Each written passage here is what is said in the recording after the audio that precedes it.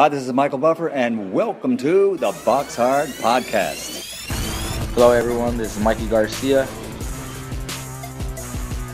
This the monster from the swamps, Regis Rougarou Prograis. Hey, what's up? This is King Carlos Molina, former IBF world champ.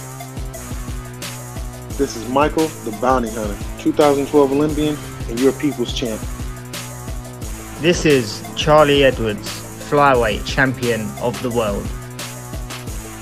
This is Fast Eddie Chambers, and you're listening to the Box Hard Podcast with my main man, Joey Coastman. Hello everybody and welcome to episode 266 of the Box Hard Podcast. I'm your host Joey Coastman. I'm joined as ever by the former heavyweight world title challenger. One of my dear good friends is of course Mr. Fast Eddie Chambers. Eddie, how you doing, my man? I'm good, my man. How you? Very good when speaking with you. Diving straight into the review part because there's a long interview, a long in-depth interview right at the back of the show. The way I'm going to do things this week is I'm going to do the review part, then the news, then the preview part, then we're going to sign the show out with this in-depth interview with former light welterweight world champion Mr. Sean Bay Mitchell. It's a big interview, a guy of course that had a really good career, boxed so many top fighters along the way, so it's a great listen. But yeah, like I say, before we get into that, that's at the very end. We're going to dive into the review part here. There's going to be the Eddie Chambers trivia question at some point as well, but no review and preview, no lockdown knockdown this week. It will be perhaps next week. Anyway, with no further ado, let's start here at the BT Sports Studio last Friday the 13th, in Stratford, London, United Kingdom. Starting with the main event, I'm gonna start with here. Mark Heffron, 25-1 with a draw, going in against Denzel Bentley, 13-0 with a draw. Like I say, both guys shared a draw last time out, and it was a unanimous draw, which you do not see at all in boxing. Such a rarity. Anyway, here, Mark Heffron retired on his store after 4 rounds. Denzel Bentley, who I feel like the majority of people thought won the first fight, started great here, managed to cause swelling on Mark Heffron's left eye, and yeah, his eye was closing up real rapidly, pretty much from the second round, so he couldn't carry on. He didn't come out for round 5. Mark Heffron now 25-2 with a draw. Hasn't had loads and loads of luck, to be honest, Heffron. Still a good fighter. I'd still like to see him with, some of the bigger names domestically, but Denzel Bentley keeps marching on, 14-0 with a draw. He's the new British middleweight champion, so that's a plus for him. Really good fighter, man. He's got a bright future for sure. Also on the undercard, we had Kalmin Agyarko, now 8-0, a TKO for him in 7 rounds against Robbie Chapman, who's now 6-6, and Tommy Fury. He returned with a win here, 4-0, first fight since last December. He got in there with a guy who was 0-11, never had won a fight. But anyway, the guy was down in the second round and out. TKO in the second for Tommy Fury. He actually looked really good, to be honest with you. Usually I watch these fights when you see an up-and-coming prospect with, relatively no amateur experience, to be honest. You see him in with these low-level guys when they're starting off, and you can't really read into it too much, but to be honest, he really impressed me, Tommy Fury. The shot selection was, for me, most impressive. He was able to find some excellent shots, actually. And, going from head to body and all the rest of it, with both hands. It was a really, really mature kind of display from him. And an absolutely brilliant knockout in the end. I think it was I can't remember if it was a left or right uppercut, but either way, brilliant finish. A brilliant shot selection again to pick that one out. It was really impressive from him. A lot to come, of course. Moving out now to Wembley Arena. This one again on Saturday the 14th. It was the women's triple world title fight card. On Sky Sports, and I think they even had it for free on YouTube and stuff like that. But anyways, Topping the bill, Katie Taylor, now 17-0, unanimous decision for her over 10 2-minute rounds against the Spaniard Miriam Gutierrez. Pretty much a shutout for Katie Taylor. A defence there of her WBC, WBA, IBF and WBO World Female Lightweight titles. Gutierrez was down in the 4th round. Katie Taylor now has received a Ring Magazine women's belt, so that's big for her. She's also been instated as the #1 pound-for-pound women's fighter in all of boxing, above Clarissa Shields, who's in 2nd place with the Ring's rankings. So Katie Taylor making history there. They're talking about her potential next fights. Everyone wants to see the I say all British. God, I almost did an Eddie Hearn mistake there. Katie Taylor being Irish, not British. But, everyone wants to see that showdown with Chantel Cameron. They're talking about other fights for her, though, like perhaps taking on, I don't even know what this girl's first name is, but Cyborg from the UFC or whatever. I don't want to see any crossover fight, especially in women's boxing. But she's a good fighter, Katie Taylor, of course, taking nothing away from her. But she was in with another girl who was levels below her, So it's not always entertaining watching her because of that, to be honest, but it is what it is. Terry Harper, she defended her WBC and IBO super featherweight world titles against Katarina Fanders. A TKO for Harper in 9 rounds. Very impressive as well, because this Fanders was very confident going in. Quite a good good outing there for Harper, who I think didn't really look her best against Natasha Jonas, but she's had a quick turnaround. She was back out here against an undefeated lady, and she did the business. So I'm pleased with that. 11-0 now with that 1 draw. Also on the card, Rachel Ball, 6-1. She was supposed to take on Ebony Bridges, but the late replacement Jorgelina Guarnini, she actually failed to make the weight, so that was quite disappointing straight away. But anyway, it was for the interim WBC female super bantamweight title. Rachel Ball now 7-1. Hotly disputed though, a unanimous decision in the end over 10 2-minute rounds, very wide as well on the cards. I think 9 rounds to 1. But a lot of people actually felt that Guarnini should have been the champion there. So yeah. Not very impressive from Rachel Ball. Hopefully we get to see that rematch between her and Shannon Courtney, or perhaps Shannon Courtney against Ebony Bridges. Bring that on. I'm sure a lot of people would agree with that. Also on the card we had Jack Cullen. He was supposed to originally, I believe, be taking on Jamie Cox. Jamie Cox pulled out. In stepped the undefeated John Doherty, southpaw, 9-0. Heard lots of good things about him in sparring, stuff like that. He was a good amateur, if I'm not mistaken. But anyway, Jack Cullen was just a little bit too good. Jack Cullen was actually down in the 1st round, though. He got up off the deck. His experience came through in the end, and he won a very deserved 10-round unanimous decision. He's now 19-2 with a draw. John Doherty 9-1. Hopefully we get to see the rematch. Maybe Doherty needs a bit more time, but yeah, it was a great fight, and I was really pleased with the way that Jack Cullen boxed. I mean, like I say, you cannot buy experience, and it really showed. Cash Farouk with a win as well. He's now 14-1, a unanimous decision win over 10 rounds against Angel Aviles, who's now 20-6. That one was for the vacant WBA Continental Bantamweight title. Aviles failed to make the weight, so 2 fights on that card where the opponents failed to make the weight. Anyway, moving out now stateside. This is a conversation that you can get involved in, Eddie, at the Bubble in the MGM Grand, Las Vegas. Let's start with the undercard, though. Bad luck again. It's double trouble for Joshua Greer Jr., a guy that's been on the show before. We spoke about it last week. Very charismatic guy. He used to bring the pillow to the weigh-in. He's kind of stopped doing that now, I believe. But anyway, he got in there against Edwin Rodriguez, not the real Edwin Rodriguez. But anyway, Edwin Rodriguez here, 11-5 with a draw. Took on Joshua Greer, 22-2 with a draw. And like I say, Joshua Greer lost last time out in the bubble, and that's why I say double trouble in the bubble for him, because he He got a majority draw over 8 rounds. A lot of people felt that Rodriguez deserved a win. Adelaide Bird scored it to Rodriguez, and then Max DeLuca and John McKay gave it 76-76 over 8 rounds there. So Joshua Greer Jr., like I say, not quite sure what's going on with him. It seems like perhaps he's found his level, or perhaps he's just going for a sticky patch.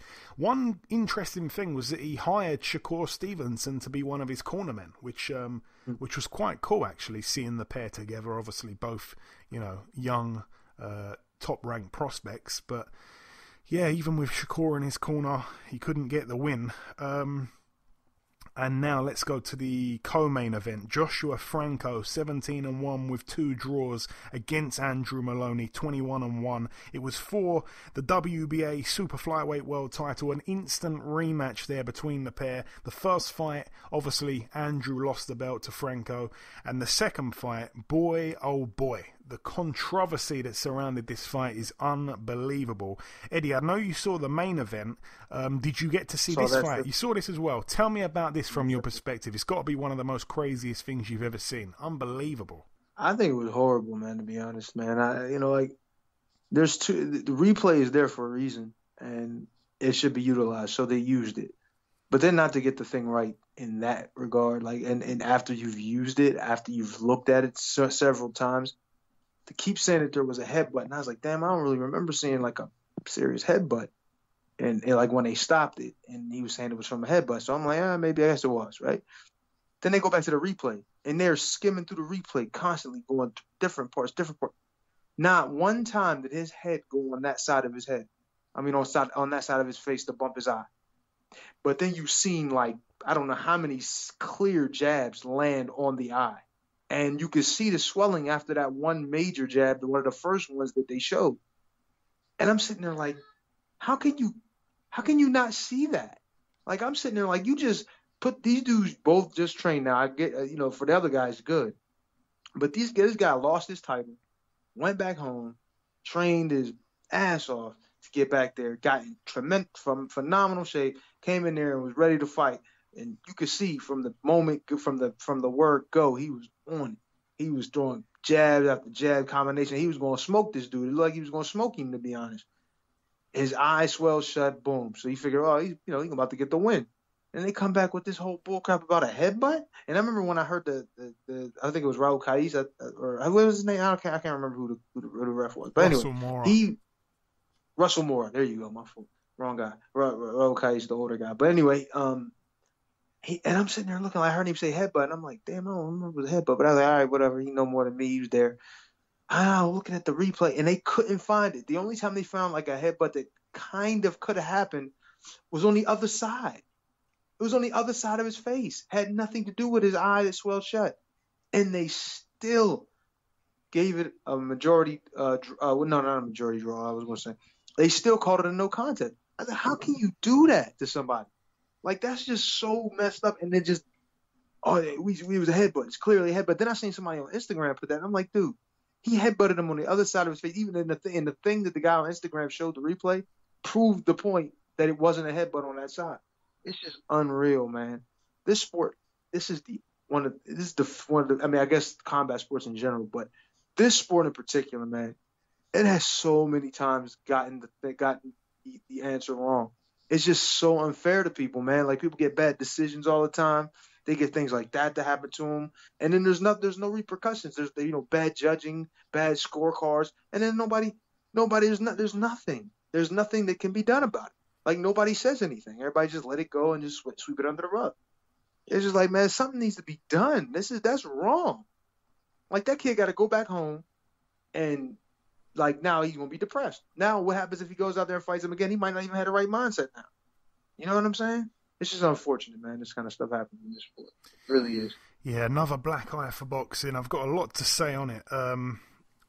It just seems to me that only in boxing will you see the officials spend more time trying to get a decision right than the actual time elapsed in the entire fight itself. Because this actually took 27 minutes to end up getting wrong anyway.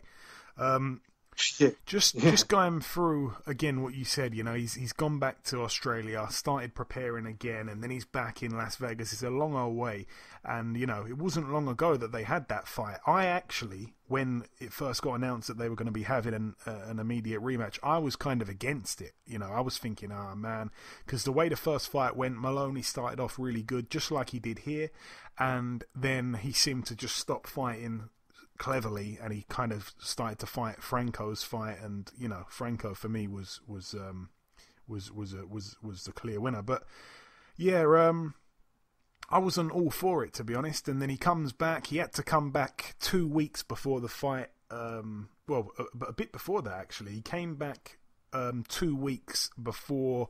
Because you'd have to get there and acclimatise and all the rest of that, but his brother fought in the same venue 2 weeks before that, and his brother got knocked out by Inoue, so he was probably there a month early or something like that, and I don't know how long he would have spent in Australia in between coming back to the States. It's been real messy. But anyway, the fight itself, you're right, Eddie. Maloney started really good. He was straight on his boxing right away. Everything was behind the jab, much like the first fight. Like I mentioned, he was boxing smartly early on. Franco couldn't do anything with him in that first round. Maloney, I felt, was a bit more aggressive than I had predicted, but he clearly won the round, and he kept Franco quiet. Franco spent most of his time with his hands up, blocking shots. Andrew's left hook to the body was a peach of a shot. He landed it time and time again. He swelled up the eye of Franco, like we say. Russell Morris said it was a head clash. Replays showed it wasn't. I liked how Maloney was stepping in and out as well. He wasn't staying in the pocket for too long, not kind of getting drawn into a fight like he did last time. Round two, again, a round for Maloney. He really started to establish the jab. Franco was getting hit way more often than usual. Franco really seemed to be stuck in his shell, and Maloney was just fully focused on the task at hand. He seemed to be a man on a mission. He obviously, was desperate to get his title back, and then the fight gets stopped at the start of round 3. Russell Morris straight away says it's a no decision. In the opposite corner, Maloney's jumping on the top rope, celebrating, obviously not knowing what's going on. It was done like that because 4 rounds hadn't been completed, and obviously if there's an accident before that and 4 rounds aren't completed, then it will be a no contest. But it wasn't an accident. Replay showed it wasn't. You had Tim Bradley and Andre Ward going crazy, which was good. It was very good to show their passion there. 27 minutes it took. Robert Burb was the video referee. It was just horrible because Maloney, I think, should be champion based off of that. But again, there's no telling what would have happened in round 3, 4, 5, 6, and 7. It could have been exactly like the first fight. Maloney started great in the first fight, like I say. So we only got to see 2 rounds, 2 completed rounds. So it's hard to base, he was on his way to win and all that. It's really difficult, especially if you saw the first fight. It could have just gone exactly the same way, as a lot of the time rematches do. But it was just... it was shocking in the end. He was kind of robbed in some ways, and I feel for him a lot. He was on the show before the first fight, and I've tried to get him on since the fight's finished. I'm going to hopefully get him on next week. We shall see. But I've heard he's going to try and appeal the decision, but I'm not even sure who he can appeal it to because the commission were there, weren't they? You had is it Bob Bennett, I think, was there. And they saw everything. They spent 27 minutes. I mean, what's the point in appealing it? Unless perhaps he's going to appeal to the governing body, the WBA. Maybe they can do something. I don't know. But go on. It's like this, Joe. One thing. It's like this. If you appeal that and something changes, which would be great for him, it would be great for boxing, really, in a sense. But then what about all the other times that decisions have happened that people contested and nothing happened because of all the other ones that came before it? If you contest one and you succeed, unless it's something that was completely blatant and you could easily see it, even though this was kind of easy to see too, that you can then, overturn something. Because I've only heard of it happening one time. They're going to have to go back and review everything that's happened in the past, because then there's going to be other people like, well, what about my fight? What about when this happened? Or what about when that happened? And then it becomes a big ordeal. You understand what I'm saying? So what's going to end up happening, and this is a bad situation for him, and I'm hurting for him, but it's going to get swept under the rug just like it was, just like everything else, and they're going to fight again. That's all that's going to happen. It probably will get swept under the rug, but I've heard, and the reason why I don't think it happens too much, because there is a lot of things that we feel were unfair. As you said, this has happened in boxing so many times, just they got it wrong again.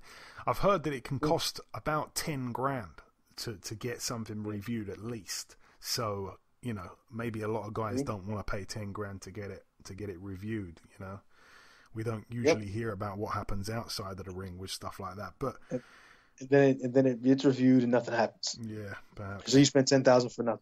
Exactly, it's a risk. It's a gamble. But yeah, getting on to the main event now. Terence Crawford now 37-0. And by the way, actually, before we get onto that, I haven't watched any interviews, but I read somewhere that Bob Arum is hoping to stage a third fight. Apparently, Franco does want the third fight, so I'm pleased with that. I mean, credit to him.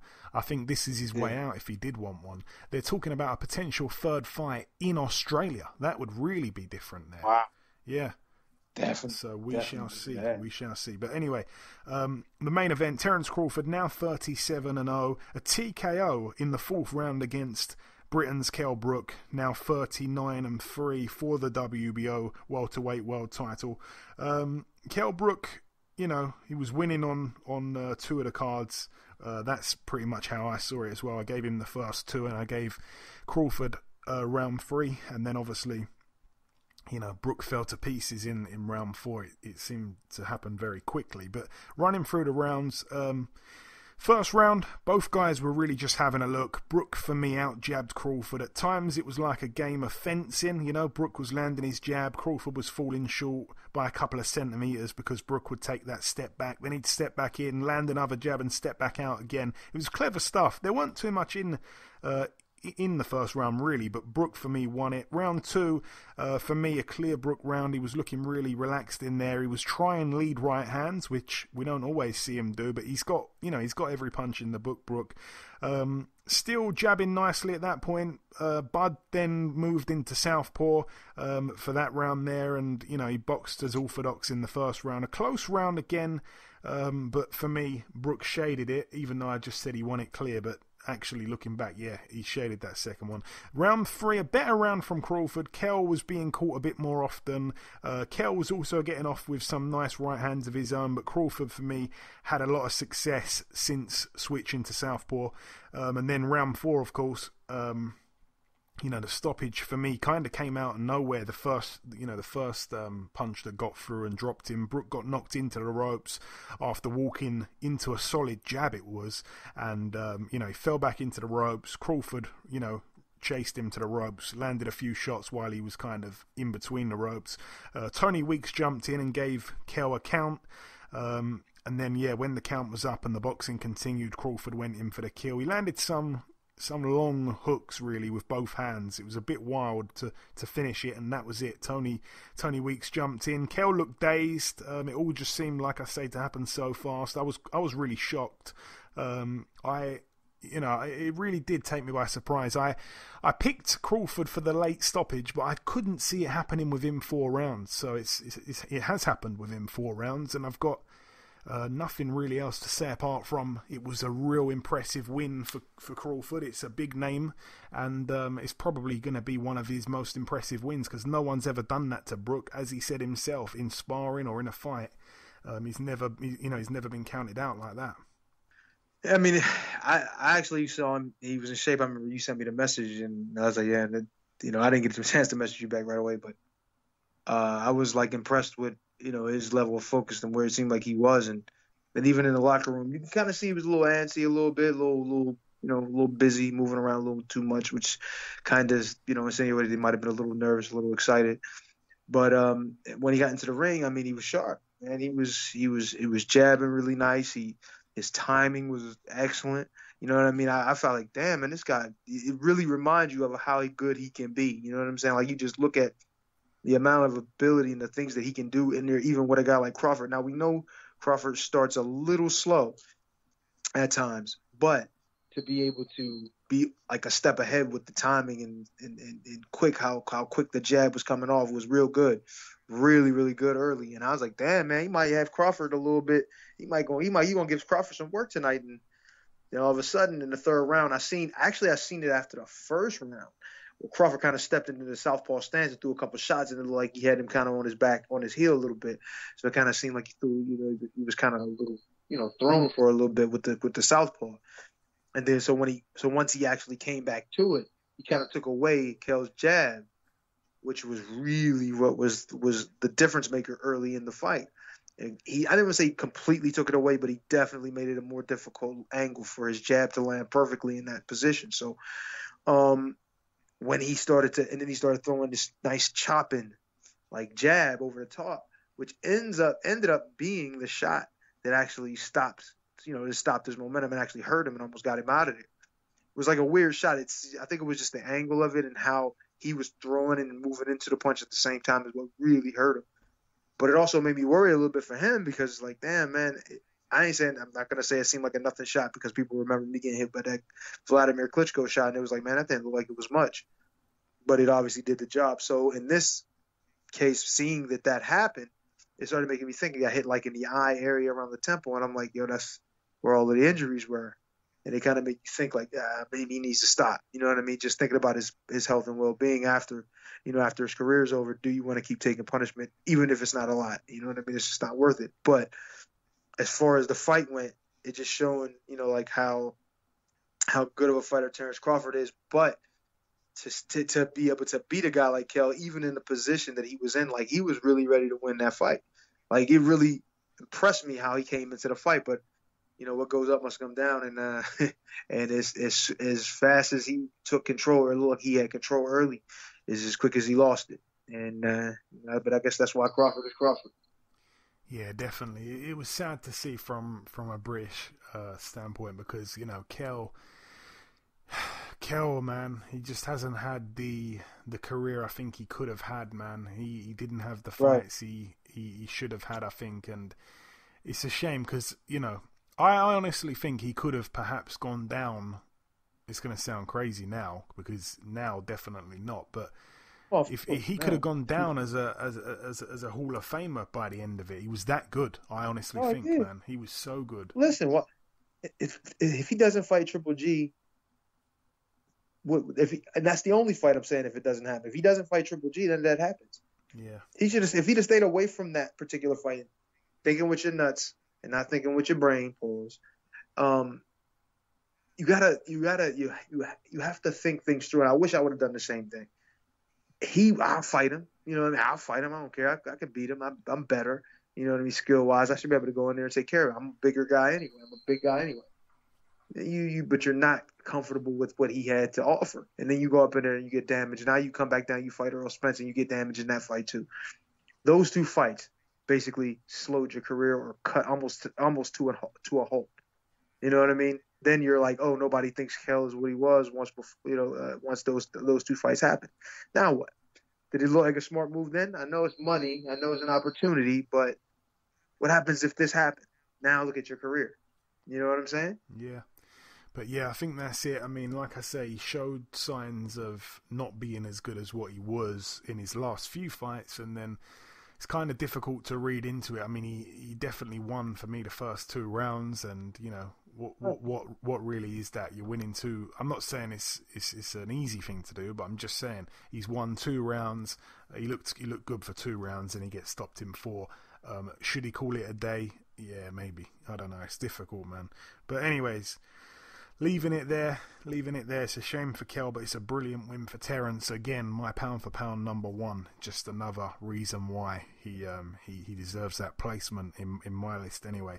But that's it though for the review part. Just before we we're just going to run straight through. Actually, let's go on to the news now. Matchroom have signed a lady called Hyan Michoi. I think I'm probably saying it wrong, but anyway, this lady is the undefeated WBA super featherweight world champion. It's some kind of multi-fight promotional deal. It's interesting because she actually won a world title on her debut, which certainly doesn't happen too often. But it's a signing that no one expected to happen. It's a bit of a weird one, really. Joshua Franco, right after he had that controversial no contest with Andrew Maloney, he's been signed, to MTK Global, so that's really interesting. And also MTK Global have snapped up another young undefeated prospect, Hector Tanahara, friend of the show, Hector Tanahara. So not surprised with that at all, because him and Joshua Franco are pretty good friends. I think they train out at the same gym, if I'm not mistaken. In other news, we've had a fight announced for December the 11th. It's going to be on the... I thought it was on an undercard, actually. I thought it was on the Craig Richards and Shakan Pitters undercard. Maybe not. Anyway, it's going to be on the on December the 11th, like I say. It's going to be free to air on Channel 5, a TV network that you've fought on before, Eddie, when you were over here. And, we're going to get to see Sam Eggington take on Ashley Theophane. That'll be quite interesting there. Ashley Theophane, I think, is only looking to have the one last fight, and then that's going to be it. I think he's going to retire. So, yeah, that's a tough fight to take. We shall see how that one plays out. December the 12th, the very next day, Shakur Stevenson steps in at kind of late notice, really, to take on Toka Khan Clary. That one is at featherweight, that one. Sorry, not at featherweight, at super featherweight. So, that'll be interesting there. You've also got Felix Verdejo on that card against Masayoshi Nakatani. And Edgar Berlanga, the guy that knocks everyone out in one round, he is also on that card. Dave Allen has decided to retire, Eddie. That's obviously, that hits close to home for you. Obviously, he's a good friend of yours, but... do you want to give us a word on his retirement? No, you know what? I've always said Dave has so much more ability than he showed, during his career. But Dave always wanted to do things, I guess, the easy or the hard way, or whatever way you look at it, depending on who you are. But I mean, it's good. You know what I mean? I'd rather him get out of it, before he actually starts to talk, before you can't understand him. You know what I'm saying? And being a guy who's tough, who takes punishment and gives punishment and all that is great when they're fighting and when they're on top and when they're young. But once they start to get older, you start to see the effects of it. And him being a friend of mine, I don't want to see that from him. I don't want that kind of thing to be that. I don't want that to be his legacy, because he hasn't won any titles at this point. He's been in good positions, and he's been really, really popular, actually, in the last a few years, which I'm really, really happy to see. And I always felt like he could be doing so much more skill-wise in the ring. But, I think he had told a story about the whole Usyk thing when he was over there sparring Usyk and how he was knocked out, but he didn't actually go down. He was still in there fighting and just didn't remember half the session. And it's like, damn, when you think about those things, and he's like, man, that's it for me. And that's a very, very good decision. When you feel like I was in there working and didn't even know I was in there working, that means it's time for me to get out of this game. Because to be that hurt, to not know or recall any of the things that you were doing, and your body was just on autopilot. And he said, the funny thing is, he said he was doing actually pretty good. It's like, man, it's time. And I understand where he's coming from. I don't take punishment. That's not what I do. I don't feel like that. My body's not made to get hit too much. And that's just the way I am. But a guy like him who can take punishment, give punishment, big, strong guy, when it's time and you realize it's time and you felt things that you really don't need to feel anymore and your mind's not where it needs to be with the sport, 100% agree it's time to walk away from it. Yeah, and, if he's going to retire, then he should stay retired. I hope he doesn't do a U-turn on it. But it's an interesting time because obviously, he came back from sparring Usyk, and I'm sure you've seen the video where Usyk doesn't throw another shot after hurting him, which is really classy as well.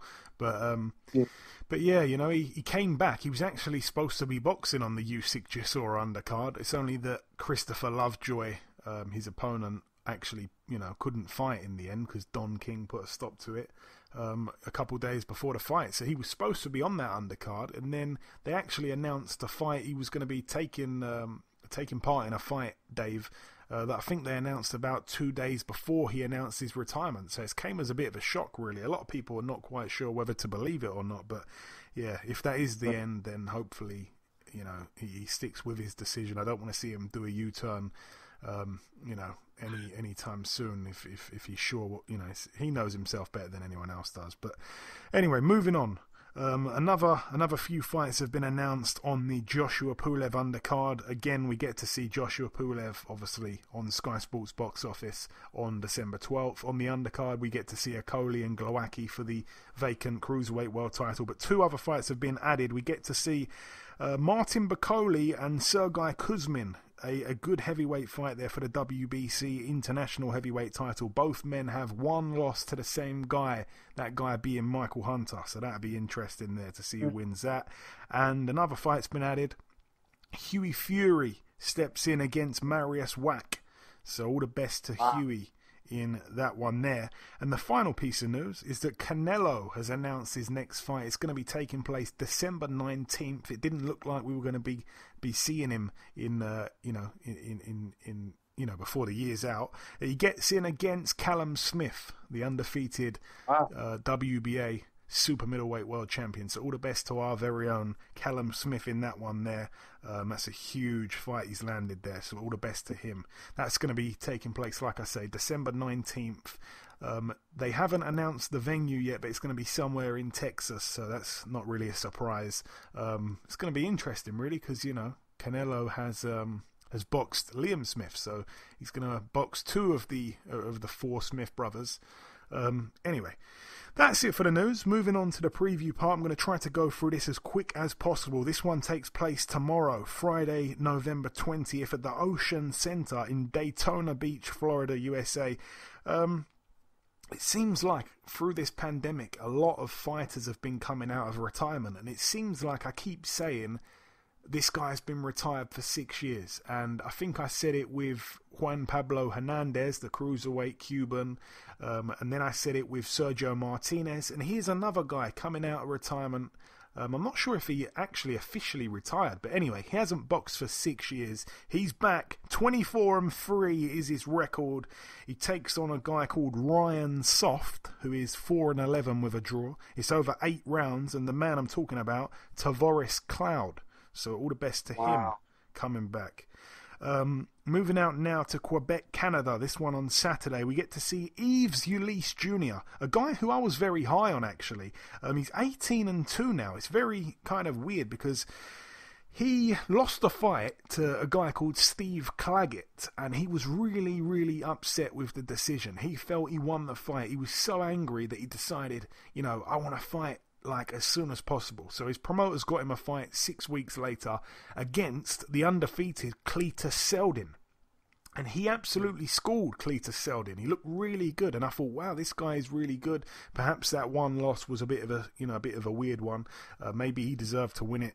Anyway, his last fight he took on Ishmael Barroso, who Brits will know really well for fighting Anthony Crolla and Kevin Mitchell and stuff like that.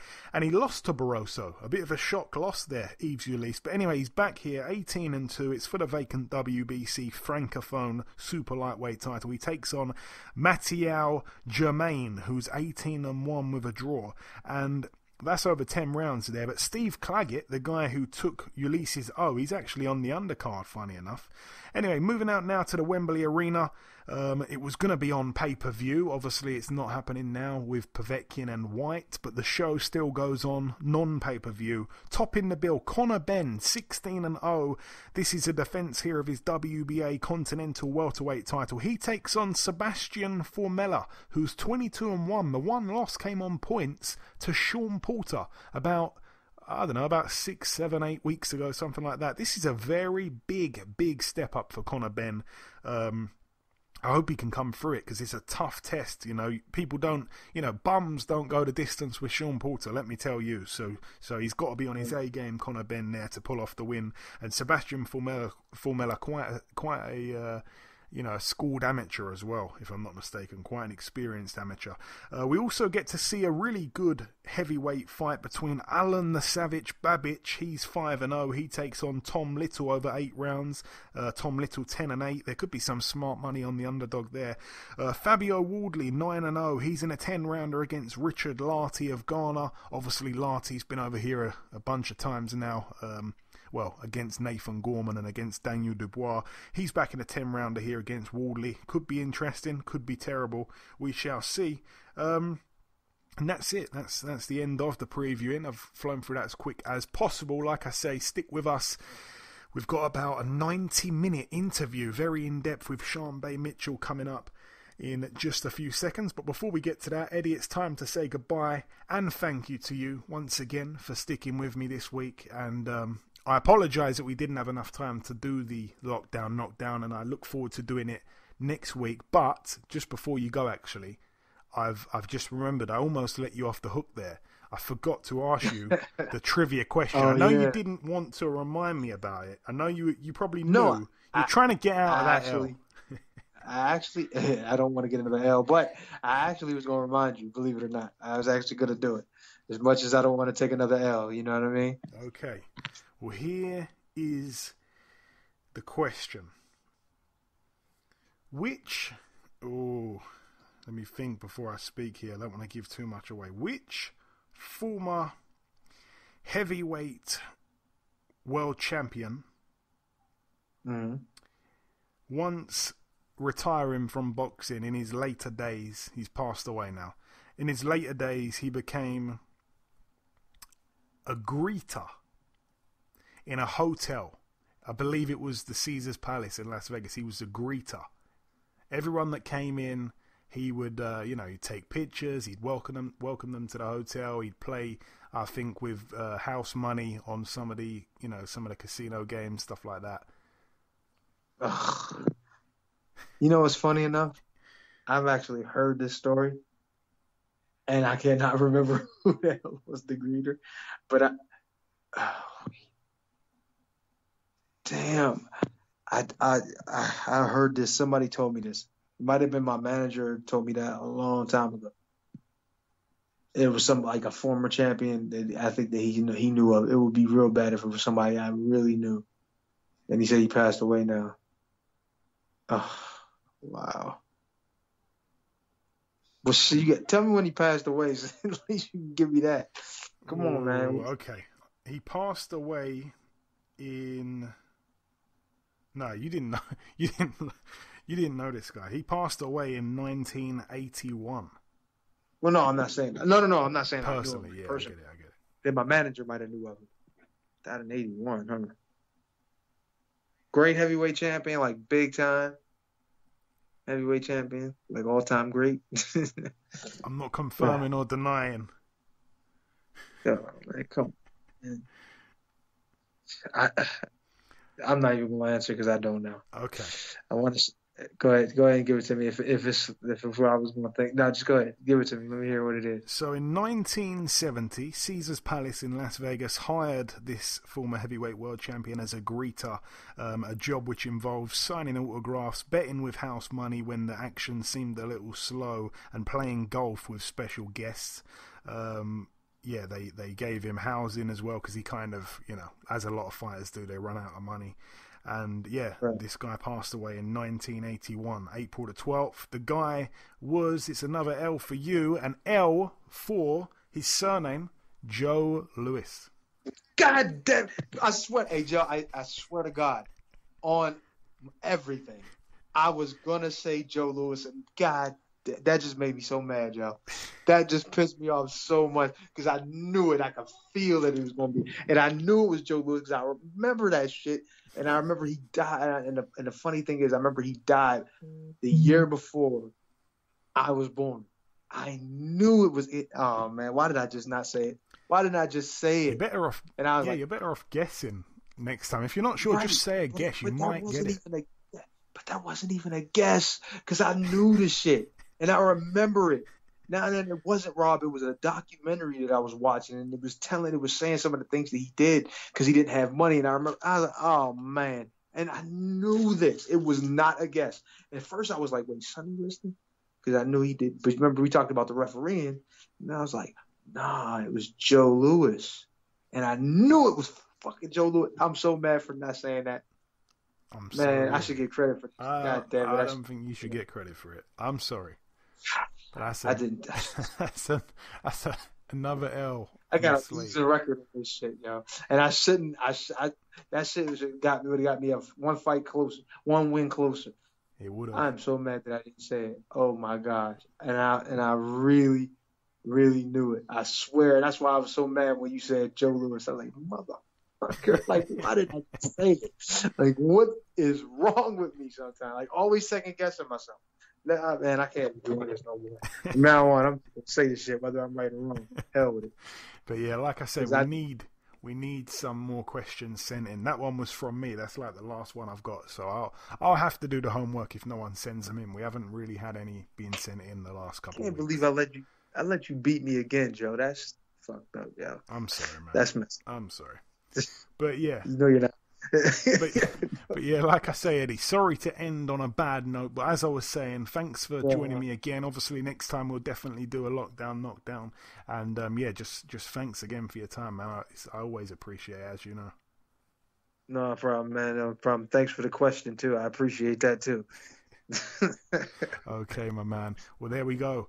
That's the end of Eddie Chambers. Like I say, the final thing to do is to welcome our sole guest on this week's podcast, the former 140 world champion Sean Bay Mitchell. And after that, I'll of course come in with the outro. If there's any news that develops from now till the end of the show in recording, then I will say it at the very end. But yeah, thanks once again, Eddie. And here is the interview with Sean Bay Mitchell. Ladies and gentlemen, please welcome the former WBA light welterweight world champion. It is, of course, Mr. Sean Bay Mitchell. Sean Bay, welcome to the show, my man. Thank you for having me, man. Hey, it's my pleasure, Sean Bay. It truly is. I want to ask you this, Sean Bay. I always start with this question when doing this kind of interview, really. Where did the journey begin? What's your earliest memory of first ever putting on a pair of gloves in the beginning? My journey probably began when I was a kid. I think my mom, I went outside and and kids was messing with me. I think I was probably about 5 or 6, something like that. And I was always the smallest kid out there. So I went outside and I came back in crying. My mom said, if you don't get back out there, I'm going to kick your butt if you don't kick their butt. So guess what? I went back outside and kicked their butt. So there you go. And then I was playing football and basketball. I was doing other sports, and my dad came past my house one day when I was 8 years old and asked me to take a ride with him and took me to Hyattsville, Maryland, and to Round One Boxing Club, which Adrian Davis had. And that's where I started fighting in 1978. Wow, amazing, man. I love to get the backstory for how everyone started out. Forgive me, Sean Bay, if I'm not too clued up on this, but did you have an extensive amateur career at all? Oh yeah, I went all the way to I lost to Kevin Kelly in the Olympic trials in '88. Mark Two Shop Johnson and I was the two youngest on that '88 team that year. Wow. So yeah, I went all the way to there. I won the Junior Olympics. I won. I lost in the Golden Glove Nationals. I did it all, and I did it in a short period of time, especially when I turned open because of my age. I had just qualified to go open, and when I won the chance to go to the Olympic Festival in '87, which we had it in North Carolina that year, I went to the Olympic Festival. I had to get permission to even go to the Olympic Festival qualifications in Lake Placid. So I went up there and I won that. So it qualified me for the Olympic Festival. So I ended up going to the Olympic Festival in '87, right before the Olympics. And Shambe, what would you say was your kind of highlight moment of the amateurs? The amateurs, man, probably I won the most prestigious tournament in the U.S. that they probably had, and that was the Ohio State Fair. Myself and actually Mark's older brother won it the most out of anybody in the history, and won it. I won it 6 times in a row. Oh wow! The Ohio State Fair, yeah.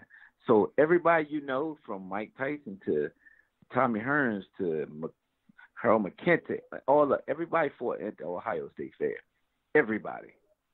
Wow. Major tournament. I actually, my last year, I ended up beating Arturo Gatti in the finals. Wow.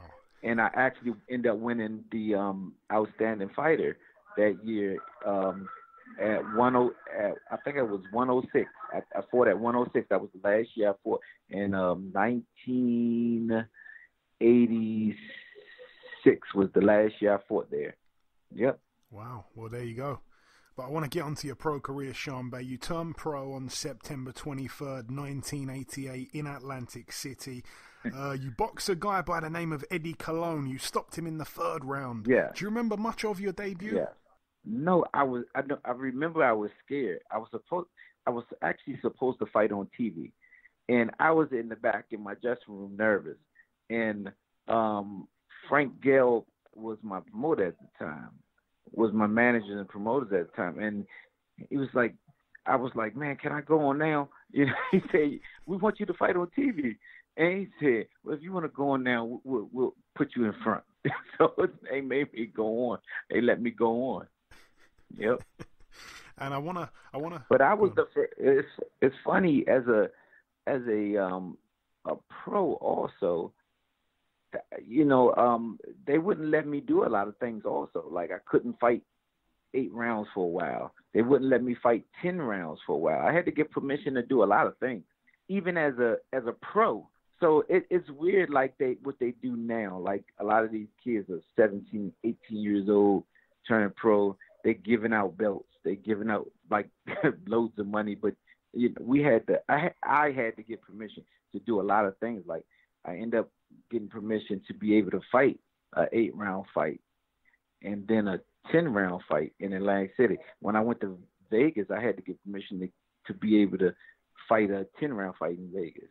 It's mad how times have changed, because it's just getting it's unfortunate, Shambe, but it's getting more and more of a business these days, and you're seeing that with these YouTube boxers and stuff like that. It's absolutely. It was more of a sport back then. But let me fast forward here to March of 1990. By this point, you'd been a pro for 18 months. You were 13-0. You took on former WBC super featherweight world champion Rafael Lemon again in Atlantic City. Tell me about that fight there. I guess it was really your kind of first real test. You were able to win a unanimous decision over 8 rounds, but during the fight, a very unusual incident took place. Tell us about it. Well, that was on the bloopers. That was everything, man. Ended up pulling my pants down. And I ended up wearing suspenders. But, that was one of the fights I had to get permission to be able to fight 8 rounds and stuff on. So, Rafael Lemon, that was a funny time. Yeah. Ended up pulling our pants down, man, because he got frustrated, and then I really beat him up then. Yeah. And again, you got the win, you gathered the experience, and jumping forward again I want to jump here to April of 1992. By this point, you're 27-0. You box in New Jersey against the former 2-time super featherweight world champion Rocky Lockridge. It ended up being Rocky's last ever pro fight, but again, it was a great learning fight for you at the time, I feel. You were able to... absolutely. Yeah, you were able to pretty much shut him out, really, over 10 rounds. Not many people did that. Tell us about that fight there, Shambe. Man, that was the fight. I tell everybody. Everybody asks me, who was your hardest hitting guy, and that was him. Man, I mean, blasted me. I was sitting on the ropes. He blasted me, I think, with a right hand or something. And I didn't see anything. And then the bell rang. And I went to my corner, and I was like, what just happened? So he was one of those guys, and, he was, like they do, bring old champions and, get you that kind of experience. And it was an honor, fighting him and then winning and getting that experience to be able to do that, And like I said, you was just saying, I was 27 then? Yeah. And still have not had a chance to get a shot at a world title. Unreal, unbelievable. Like, well, nowadays, they, like I said, they almost giving away belts, and they want to, say these guys are, world beaters, and, they're just not, but it is what it is now. But no, like I say, at that time, that's a great win for yourself. Against a former champion, a good champion at that. After that, you rack up another 2 wins. Then you get to 30-0. That's when you box the undefeated 35-0 Chad Brossard. The fight takes place in the Caesars Palace in Las Vegas for the vacant NABF lightweight title. You had him down 3 times Correct. in the first round. You managed to get the first round knockout. Again, on the undercard of Bo Holyfield, the rematch, the night of the fan man. The fan man. Yeah. But tell us about that. Tell us about that night from your experience, Shambe. Oh man, that was one of the greatest nights. I went in there really confident. Me, Riddick and I, and Rock Newman, all of our, we worked together to be able to put that fight together. And my management team, put that fight together.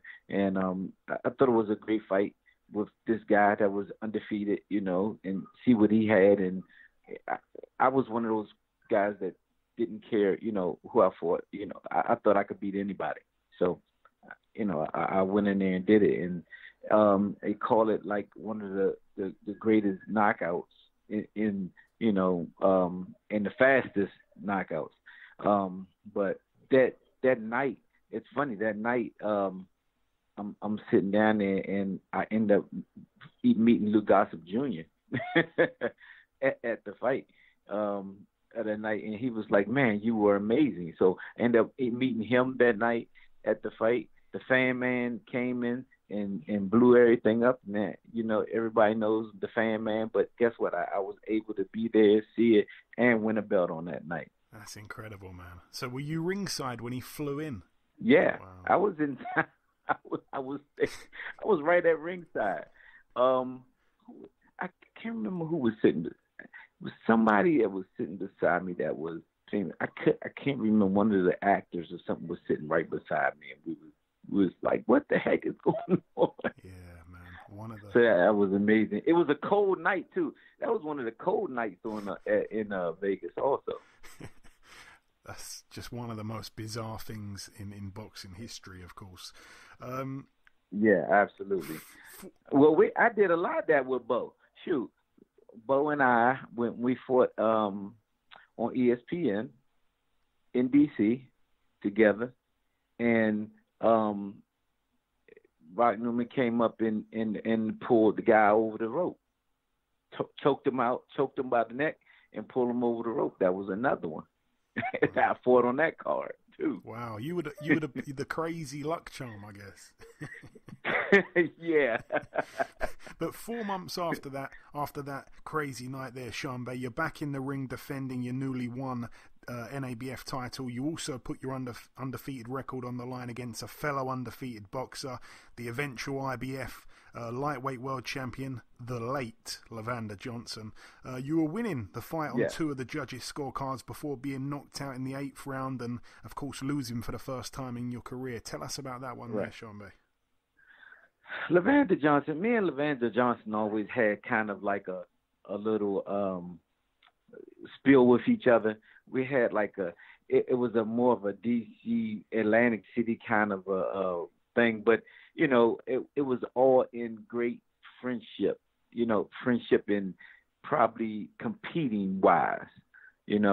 I thought he was always a great guy. I thought he was always a good fighter. He just was not better than myself. And I went, and it's weird because I had just signed with Don, and we were going through so much stuff because I can't remember. One of those Spanish guys at the time was the champion. I wanted to fight him. He wanted to match me and Lavanda, and then he wasn't going to give me a shot at the title. And I'm like getting frustrated. So for that fight, actually, I defeated myself because I didn't train. I was more frustrated than anything. And I went into the fight, not prepared. I went into the fight totally not prepared. So I really blame myself on that. It's pretty much a frustration and, just pure fed up with what was going on. I see. And, after that, obviously, you're back in the ring only 3 months later, which, looking back now, seems quite soon after a stoppage loss, especially, when you ended up boxing the eventual 2-time WBC lightweight world champion Stevie Johnson, who at the time was 11-0. Again, unfortunately for you, you'd suffer a knockout loss again, this time in round 9. And that bad patch for you. Right, there. but that one was really bogus. Remember the ref that's the one that was taking bribes on ref and I think is it he's not alive anymore, right? I think he's deceased now. I believe. Yeah, he died young. Yeah, because he was taking bribes, and I think it was something with that. But that was a fight that shouldn't have never been stopped at all. I went back on the ropes, and then he stops it. Like the 2 fights that I really I really am angry about being stopped was that fight, definitely, because if I'm in the fight, I thought I was winning the fight, and he not shutting me out, or I'm not shutting him out, but the fight is close. You're going to stop because I went back on the rope. That was it. So that's the guy that was the ref that was taking bribes for fights. Yeah. And that fight there, I don't think should have been stopped. In Floyd fight, definitely, it shouldn't have been stopped. Yeah, we'll get to that. We'll get to that. I took a knee for a reason. Yeah, no, I know. But yeah, the referee in question, Mitch Halpern, he only lived to be 33 years of age. You're right. The fight was close. You were ahead on one of the cards. Right. So yeah, you managed, like I say, to get to 31-0. Everything was going great. Then you get in there with 2 undefeated fighters back to back. Both guys were really good amateurs. We mentioned. Obviously, at the point you fought them, no one knew for sure how good they'd be as pros. They both went on to become world champions. Do you blame bad matchmaking for those losses at all, Sean Bay? In particular, the second fight? No, not at all. No? Not at all. No. The first fight, myself. The second fight, that wasn't my fault. It wasn't his fault. It was all the refs. If you ever pull that fight up or ever get tape on that fight, you see that fight, you'll be like, what did they stop that for? I wasn't hurt. He never hurt me or anything like that. I was clearly in the fight, winning the fight. You know what I'm saying? So, I mean, that one was bad reffing all the way around. And Sean Bay, obviously you know yourself that boxing is such a mental sport. You've got to have mental toughness to succeed at the top level. Absolutely. Even though you've got kind of reasons for these losses. You blamed yourself that the referee was at fault in the second one. Did you ever have a moment kind of looking back? Your record read 2 back-to-back stoppage defeats. Did you ever have doubt in your mind that you perhaps wouldn't go on to become a world champion at this point? Nah, never. Because I never did. Because I didn't. I always said to myself, the only person that can beat me is myself. That's it. And I've always kept that in my head and kept that going with myself. The only person that can beat me is myself. Do you feel maybe like the losses turned you into a better fighter at all then? Well, it made me be have more respect for the game, and just go back and do homework and make sure that it didn't happen again. You know what I'm saying? You always can measure a man of the, you know, you win and you lose. It's how you get back up and finish out, you know, what you're doing. Yeah, no, for sure. And, you know, naturally after those two fights, you dropped down a level a little bit. You came back with 2 wins, one over Lyndon Walker in 2 rounds, a guy who also lost his O to Levander Johnson. Then obviously a win over Wayne Boudreaux in 5 rounds. Your next fight, however, you'd step back in with another undefeated fighter, this time in the shape of Teron Millet, another guy who would go on to become a future world champion. However, this time you make a huge statement. You knock him out in round 1. No one ever beat him in that fashion throughout his entire career. At that point, Shanbay, do you feel like this was the type of win perhaps that your career needed, not to convince yourself, but to convince the public, the fans, that you were the real deal? Those were just 2 blips. Absolutely, because they like it was that one was a whole Don King thing. Period. That one truly, and he was one of his fighters, and then Teron really did not like me that much anyway, and I didn't really care for him that much either. So it even sparked it even more, and I knew I was going to go in there and handle business. Like I said again, I never ducked anyone. If you put them in front of me, it's my job to knock them down. Yeah, and like I said before, you know, the possibility of those 2 hiccups, I'm going to call them, pushing you on. You say it didn't really do much for you. I disagree. I think it gave you some kind of push, because that was a brilliant win. It seemed like a blessing in disguise. Well, absolutely. A bit, you know, it gives you a push, because it tells me and tells people that I really ain't gonna, like, you know, if they would lose losses, but this is really me. You know, let me come back and do what I know how to do, and I'm not gone anywhere. Don't count me out. Yeah. And yeah, you know, like I say, you put together a bit of a run, an 8-fight knockout win streak right up until you boxed former 2-time world title challenger Rafael Barboza. This one was for the WBA Fedelatin Super Lightweight title. The fight takes place in Miami, Florida, on May the 10th, 1997. Barboza was a tough guy, man. You put him down 3 times in the fight. Yes, indeed. But ultimately, it ended with a unanimous decision win for you over 12. Tell us about that one. Like I say, tough guy. Holy smoke. Holy smoke. Yeah. I mean, it was just like what you just said. Like, I mean, you know, I could hit him with absolutely everything, and it wouldn't go anywhere. I'm like, what is keeping this dude up here?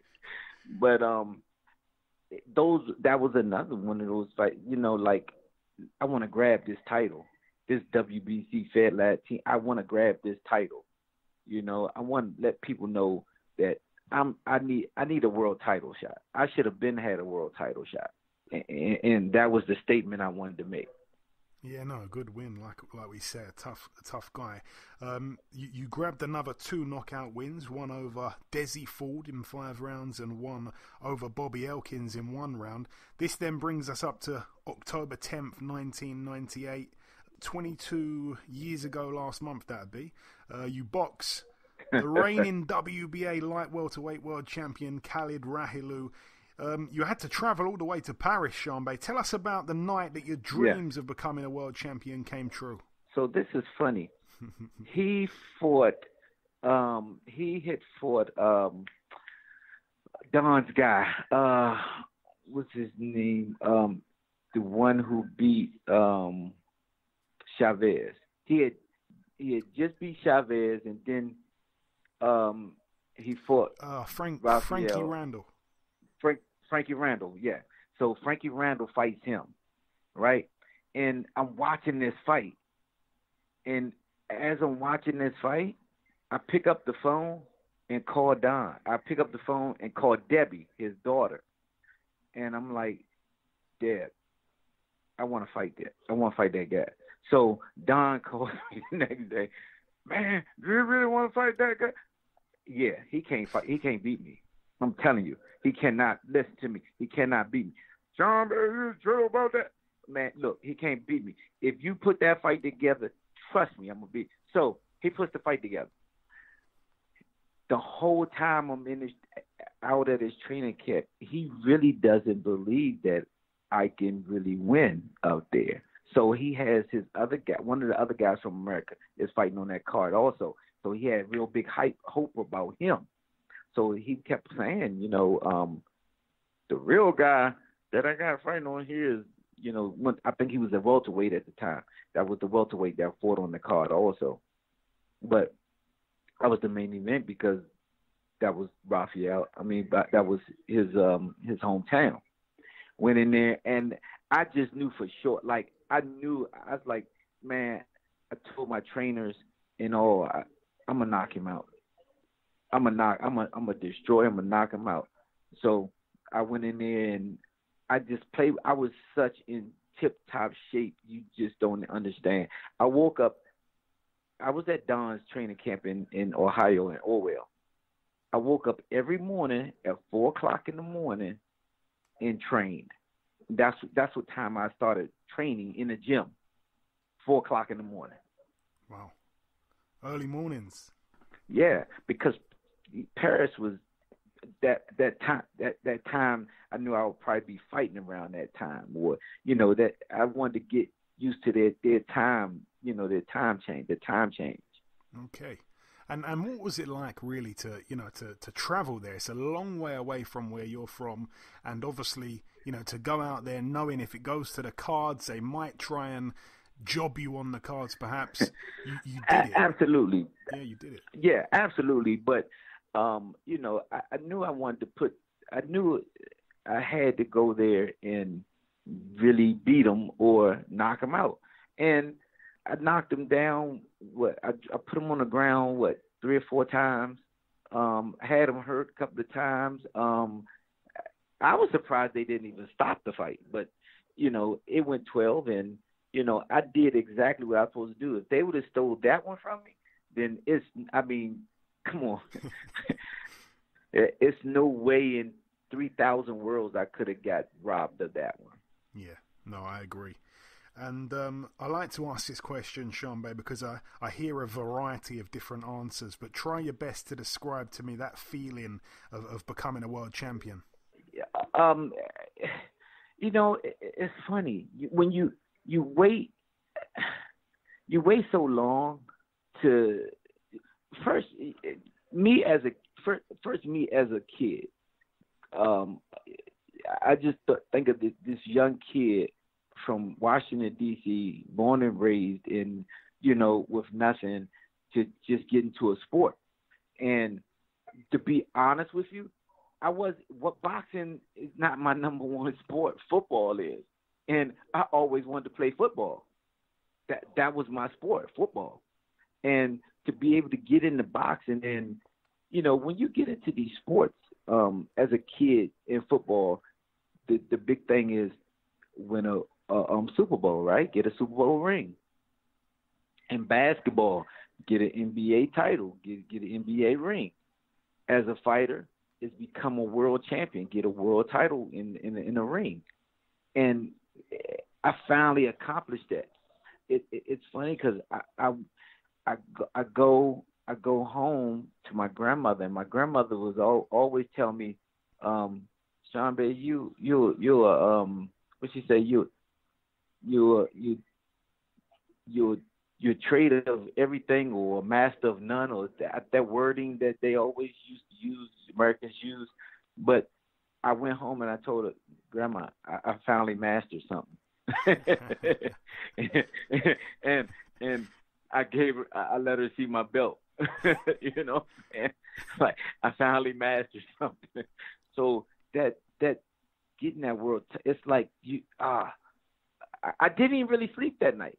You know, I didn't really sleep that night. The night after, you know, it's a high that you don't really want to come off of. And then once you come down of it, you realize you're world title, you're world champion. You know, they give me all these awards and they accolade me and stuff like that. But guess what? The hardest thing is keeping the title. Yeah. That's the hardest thing in the world. The hardest thing is keeping the title. Yeah, remember, everybody is thinking the same way that I thought. He got that title. I said, oh, yeah, I want to fight him. Yeah. Everybody thinking the same thing. Oh, I want to fight him because I know I can beat him. And they're going to try harder to beat me than they try any other time in their life. Yeah. Target. So that means as a world champion, that means as a world champion, guess what? You got to train even harder. Yeah, for sure. Like we say, a target on your back when you become a world champion. Shanbei, did your life change at all? Did you? I've never asked anyone this before. I've spoke to many world champions, but did you? Did you purchase any crazy things when you first become champ? No, actually, I didn't. I lived in a townhouse. I ended up purchasing my single family home. I stayed there, you know, and you know, I didn't do anything really crazy or wild or get any cars or anything like that. I had a motorcycle or two or something like that. That was about it.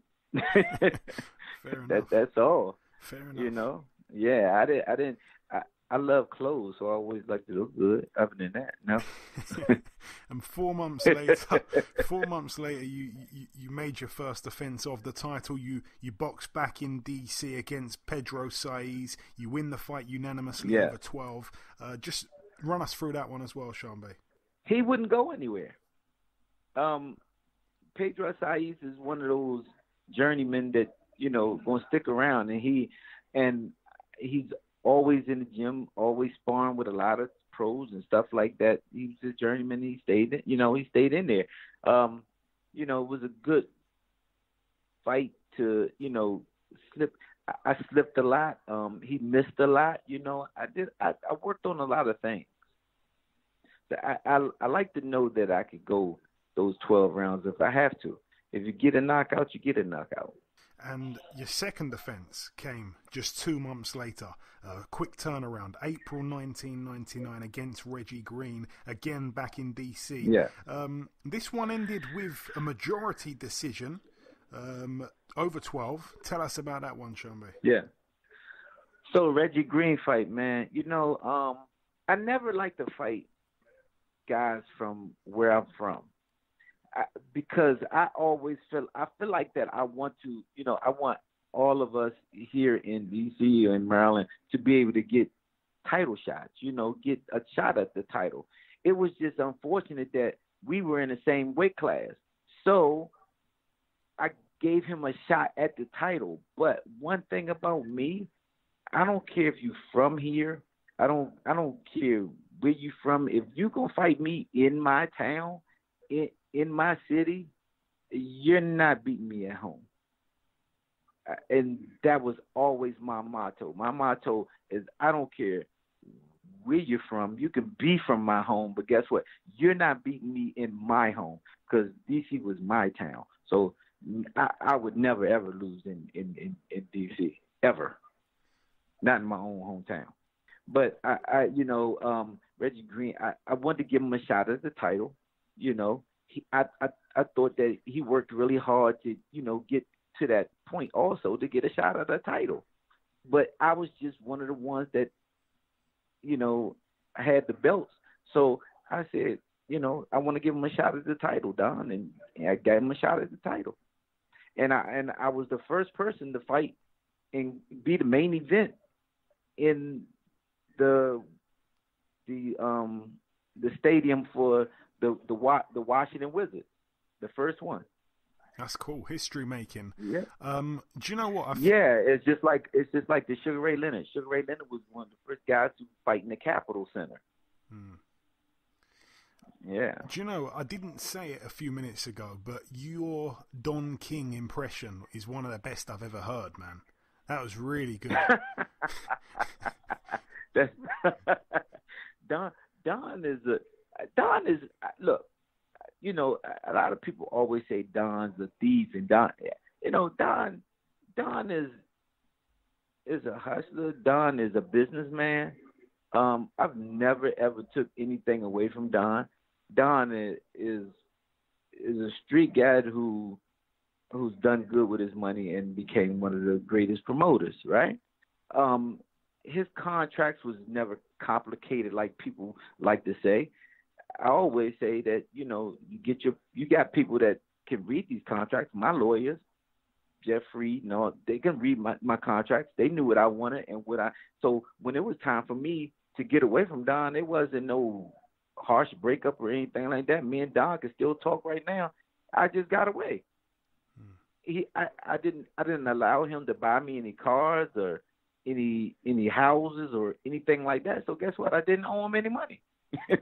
And that's what these guys do. These guys, you know, they get Don said, "Oh, let me buy a car." Guess what? That car gonna come out of your check sometime. Believe me. You know, so these are things that people give, and they don't. If you don't tell the whole story, I'd rather you tell the whole story and then let people judge you from there. Yeah, we had Layman Brewster on a couple weeks ago, and he had some interest in Don King stories. Yeah. But anyways, I could believe it. Moving on. 7 months after that Reggie Green fight, you make your third defense of the title against Elio Ortiz. Again, you win on points unanimously over 12, and it was a part of a huge event, of course, the Lewis Holyfield 2 undercard. Just tell us about that one there as well, Shambe. Oh man, I remember, man, that guy, he was just tough, period. I think he was tough because I ended up getting my eye cut. We head-butted, and my eye ended up getting cut.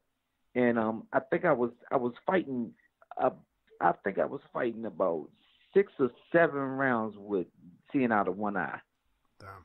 Because there was so much blood coming in, I couldn't really see. The guy could hit hard as hell though, and I think I was just that slick. I was slick enough to be able to maneuver around and get the decision, but I never was in any jeopardy or anything like that.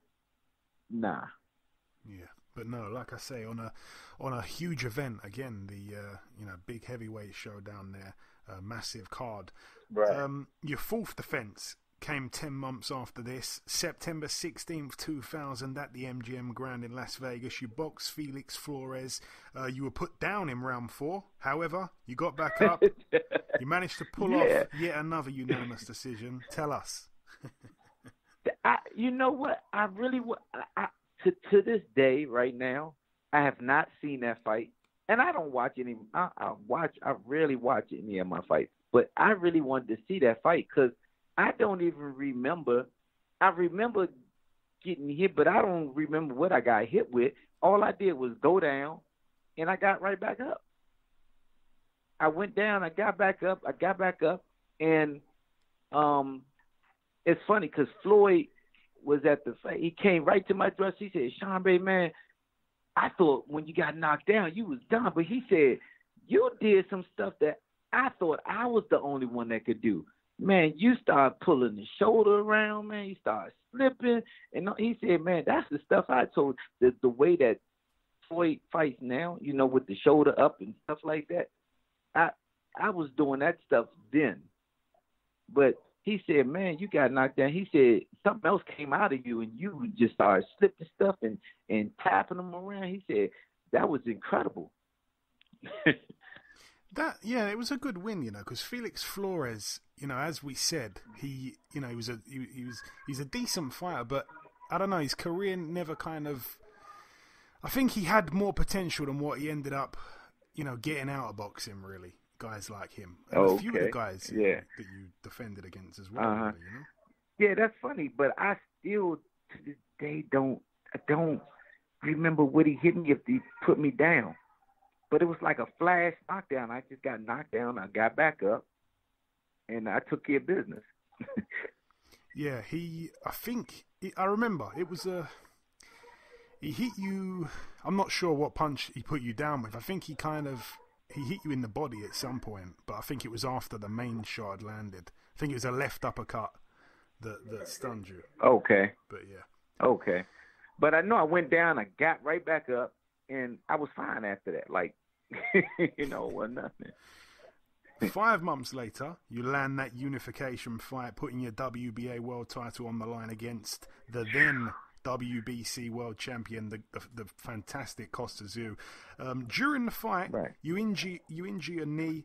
He had a point deducted for pushing. The fight ended with you retiring on your stall at the end of the 7th round. It was a great fight while it lasted, Shanbay. I thought that I'm a massive fan of footwork. I thought your footwork that night was sensational, even with the knee. But tell us about the night it all kind of went wrong for you, though. Well, by the way, you caught him with an excellent shot in round 4, a peach of a shot in round 4. Yeah, So when I got to Vegas, I'm jogging, and all of a sudden, I'm getting this numbness in my whole entire leg. Like, why is it numbness? So I'm telling my trainer, Marvin, I'm like, Rock, man, I'm getting this numbness in my leg like every 10 to 15 minutes. I'm jogging a little bit, and I'm getting this numbness. So I end up going to doctor. Doctor was like, let me take some, x-rays and stuff like that. So I literally fought with my ACL, partial tear, my meniscus, PCL, and something else in my left knee. I end up having to get, because right in 1987, I think it was, right before I was ready to fight a world title fight, and I ended up having to postpone it because I ended up tearing my whole entire knee out. So it ended up acting up again, and the doctor was like, how did you even fight? Like, how did you even go in there and do anything? And I was so pumped for this fight, and I was so ready to fight this fight that I wasn't going to let anything hold me back. And I went in there and did the best I could do. He started kind of pushing me around a little bit, and because he knew that it was something going on with my knee. And after, like, at that 7th round, I go back, and I'm like, man, I can't feel, like, absolutely nothing. I couldn't even get up. I couldn't even get up off the stool, and they had to call it. And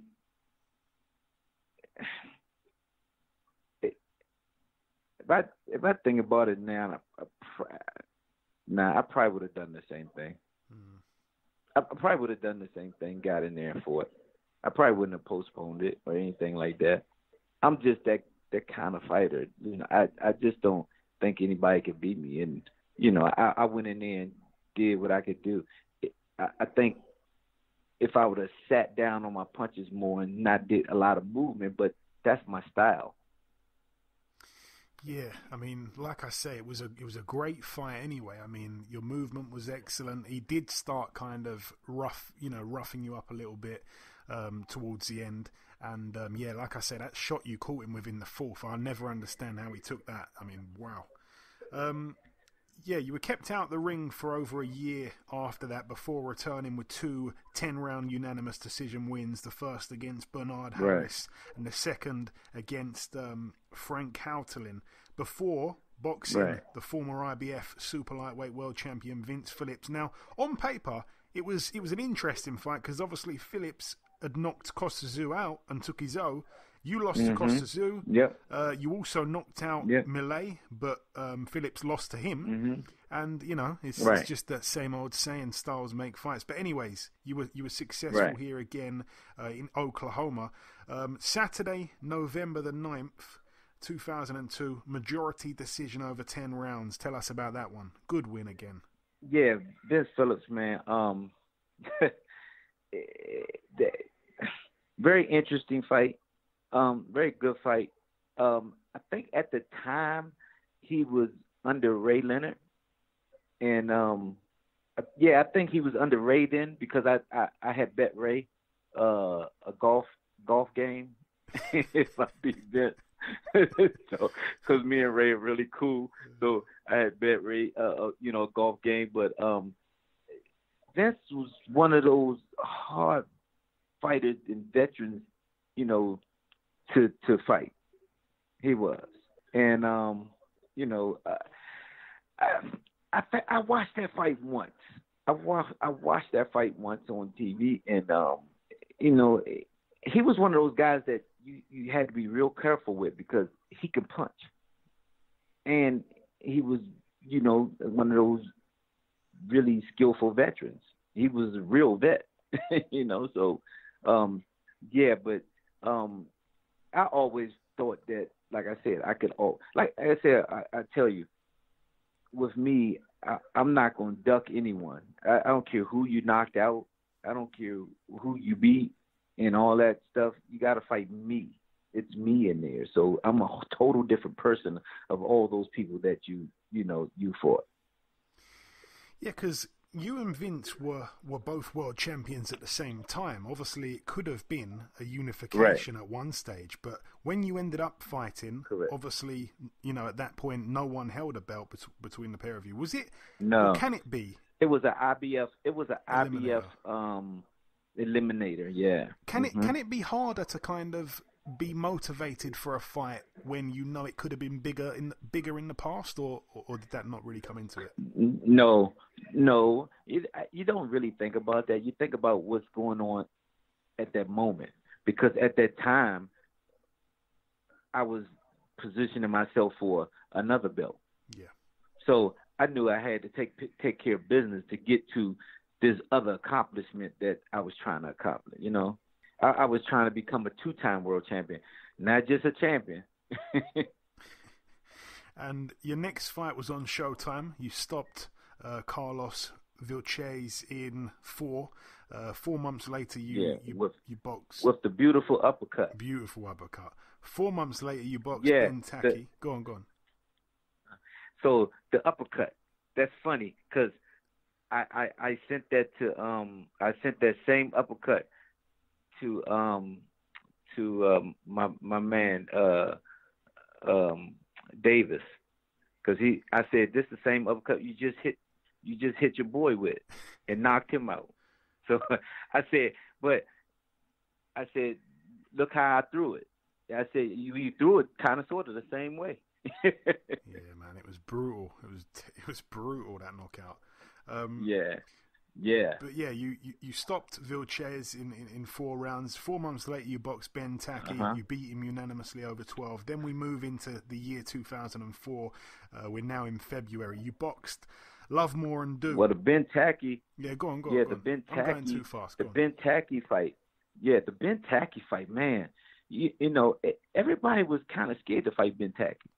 Ben Taki was one of those hard Africans that could fight like nobody could do anything. And I was the first one to knock him down. Yeah. I was the only one to knock him down. Yeah. No, I know, yeah. Yeah. He could take some punches, man. Whew. There's a lot of fighters like that, man. There's a lot of these African fighters, man. They're so tough. It just runs in the blood, man. A lot of these guys. Yeah. And he was one of those ones that he could catch you.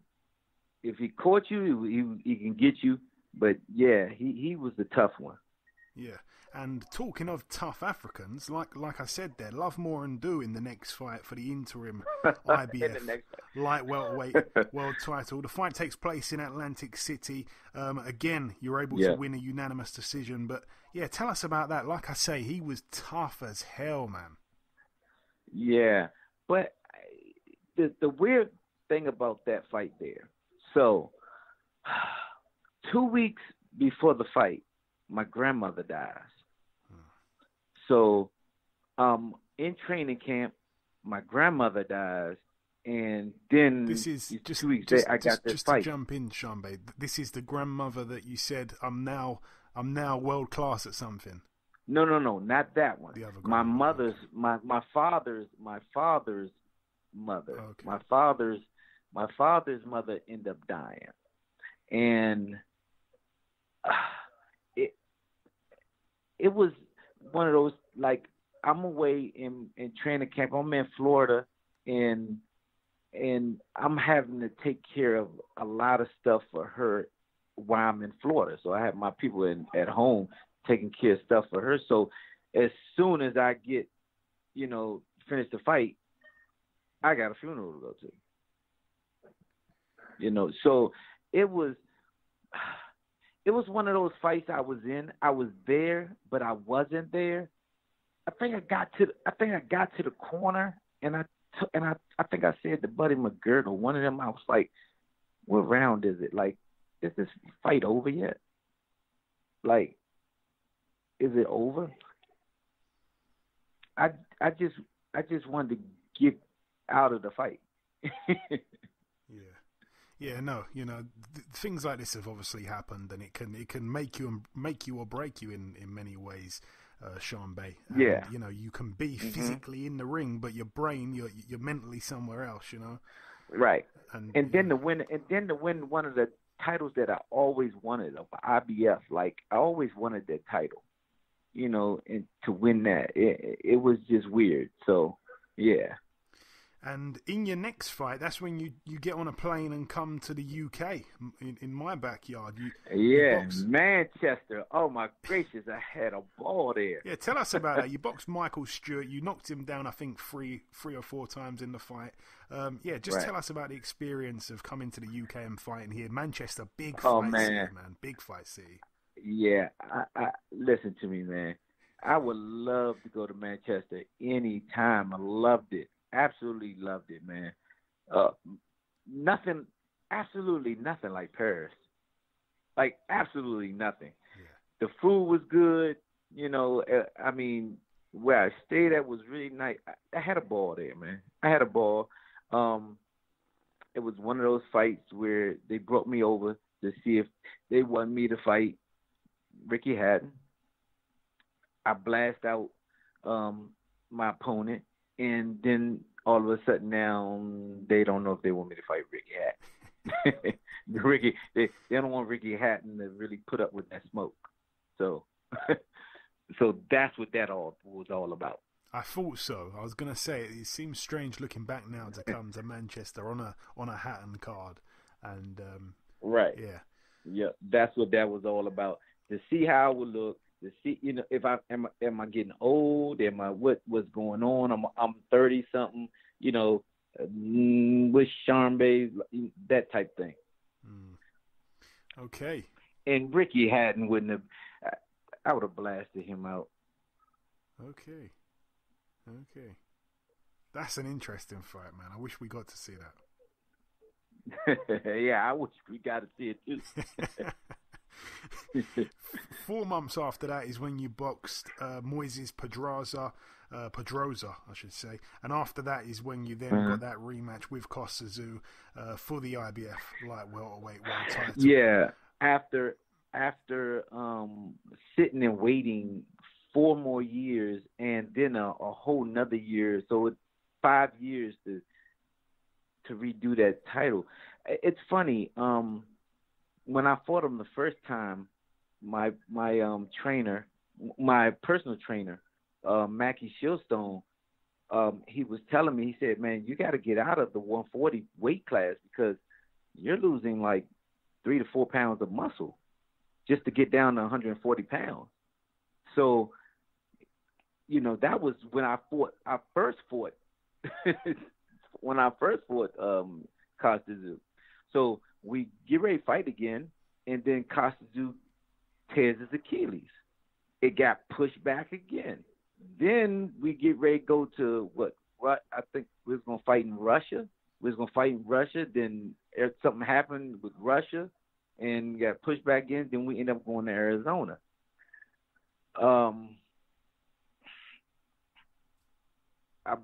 When I tell you I barely made that weight, it was barely.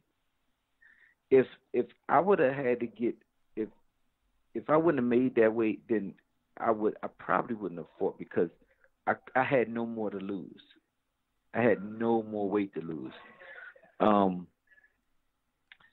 weird part is that I was in the back of my dressing room and I'm warming up and I'm trying to sweat and I couldn't even sweat. I had to put a sweatsuit on. I put a sweatsuit on and shadow box, tried to hit the pads, couldn't even sweat. I get in the ring and then they want to sing the national anthem. Oh, it pissed me off even more. So me going into that fight, my daughter probably could have fought me that night and knocked me down. That's how weak I was. No bull. Like I had nothing. When I say nothing. Like I wasn't sweating. I didn't have a drop of sweat on me. I had lost so much weight. And that's why, who was my promoter at the time?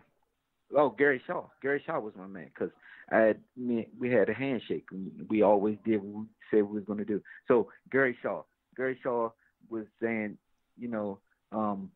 would you fight Ricky Hatton? I'm like, man, look, I'm not fighting that. It'll be at 147. It won't be at 140. Or I was going to retire. So for me, I was going to retire actually right after Vince Phillips fight. I was going to retire because it just seemed like the Costa fight wasn't going to happen. And I wasn't feeling the 140 thing anymore. And I was just drained out of my mind from 140. So when that fight happened, it was almost like, I had to do it kind of fight. Yeah, and like I say, it was repeat rather than revenge for yourself. Obviously, you were down 4 times in total and stopped in the third. Moving on. Moving on. After that, you come back with a win over Chris Smith, a technical decision after 5. This then brings us up to November 2005. You get that opportunity in Oregon to box Floyd Mayweather. As you say, not right to have had the fight stopped in round 6, but just tell us about that fight. Obviously, Floyd, one of the best, in my opinion, but certainly of that era. It's a story to that. Story to that. That's what we're here for, baby. That fight. It's funny. So I fight in D.C. on the Mike Tyson card. Mike Tyson comes to D.C. and fights, and I'm on that card. I win the NBA welterweight title, right? So I win the NBA welterweight title, and boom, we sign the fight Zab Judah. I'm in training camp to fight Zab Judah. In training camp for 2-3 weeks at the time. Boom, I get a call. Zab pulls out. Huh? So I'm sitting at my house in Florida for about a week, and they say, well, what you want to do? You want to go home or you want to stay here? So I said, I want to stay here for a while. So I get another call. My cousin calls me and say, look, man, me and Jay Prince talk, man. You want to fight Floyd? Floyd said he'll fight you. I said, why would I fight Floyd? And they said, well, why not? He said, you and Floyd sound the same way. What is with this? I said, that's my man. We all right. Nothing with Floyd. What I need to fight him for? Well, if you win it, he said. So it was like, it's business. Business is business, man. Take care of business, and friends, y'all friends at the end of the day. So that's how that fight went off. It wasn't even supposed to go off. I was in training camp. I was in training camp to fight Zab. I didn't listen to me, man. I didn't want to fight anybody. When we had signed that fight to fight Zab, listen, I was ready. I was ready to rock and roll. I almost felt like I was getting ready to fight for the world title all over again for the first time. And tell us about the fight itself. Obviously, getting in there with Floyd. Well, I mean, for me, it was a regular fight. It was a good fight because he was the up and coming star at the time, and I was the wily veteran with the great record also, you know, that had the great style that, you know, could probably trip him up. And to this day, you see him, ESPN, Floyd say, you know, that was one of the hardest fights he had. Like I always tell people, Floyd places his punches very well.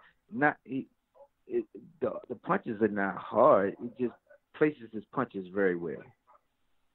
Yeah, great punch picker. And when you come up in a family, I mean, when you come out your mom's belly and you put on boxing gloves, I mean, you know what I'm saying? What else can you do? You know what I'm saying? So, I take my hat off to him, and I love what he done with the, you know, the sport and what he's accomplished. You know, because he did all of the things that his father, his uncle, and all of them wanted to do, and he became that. He just picked up where they left off at. That's all. And went with it. Shanbay, was he the best fighter you ever boxed, do you think? Nah. No. Okay. No. All right. No, I'm going to pause it there, and I'm going to ask you who the best fighter that you ever boxed is in a couple of minutes. After the Floyd fight, you return to the ring 6 months later. You pick up a win over Jose Luis Cruz on points in California.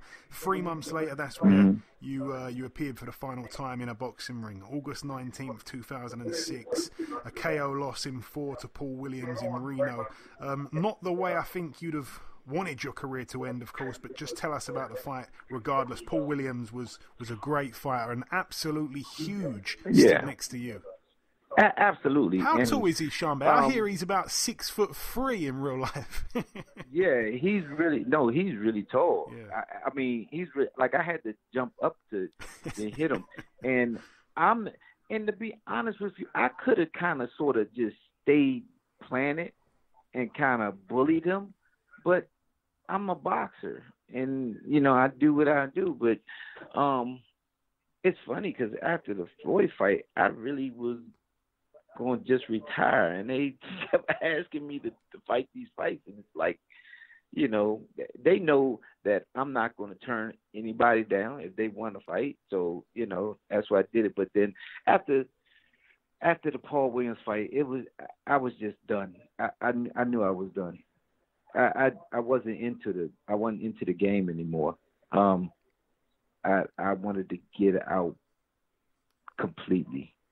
I didn't need it anymore.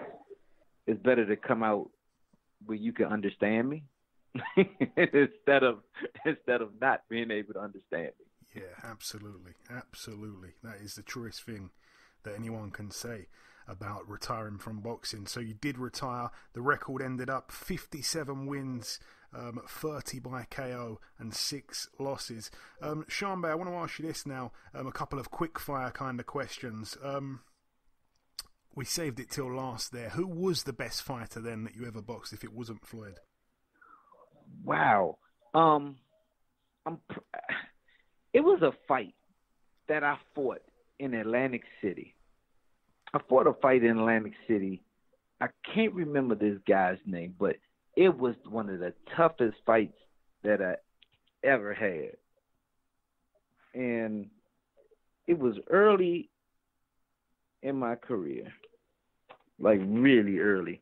I might have been probably 18-0 or 20-0 or something like that. I think I might have been. But I can't remember his name, though. But it was a Spanish guy.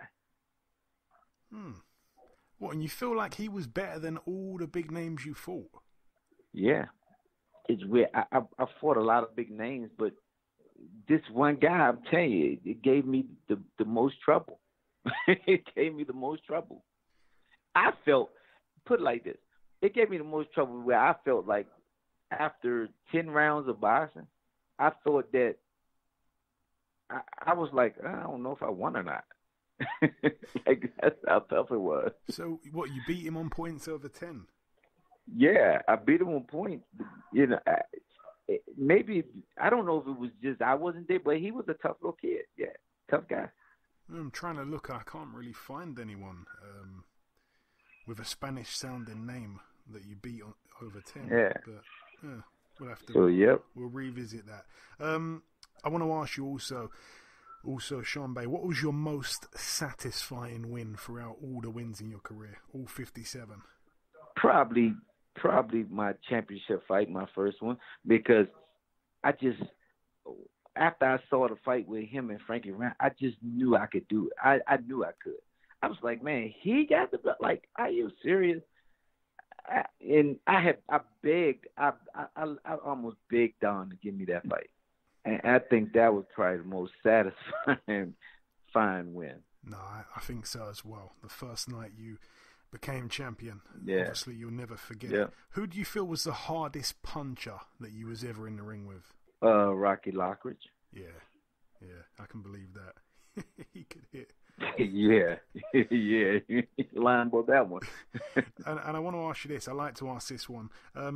Was there anyone that you wished you'd have had the chance to fight but never got the chance to fight? I'm going to throw Ricky Hatton's name in there. Is it him? Is it someone else? Zab, yeah.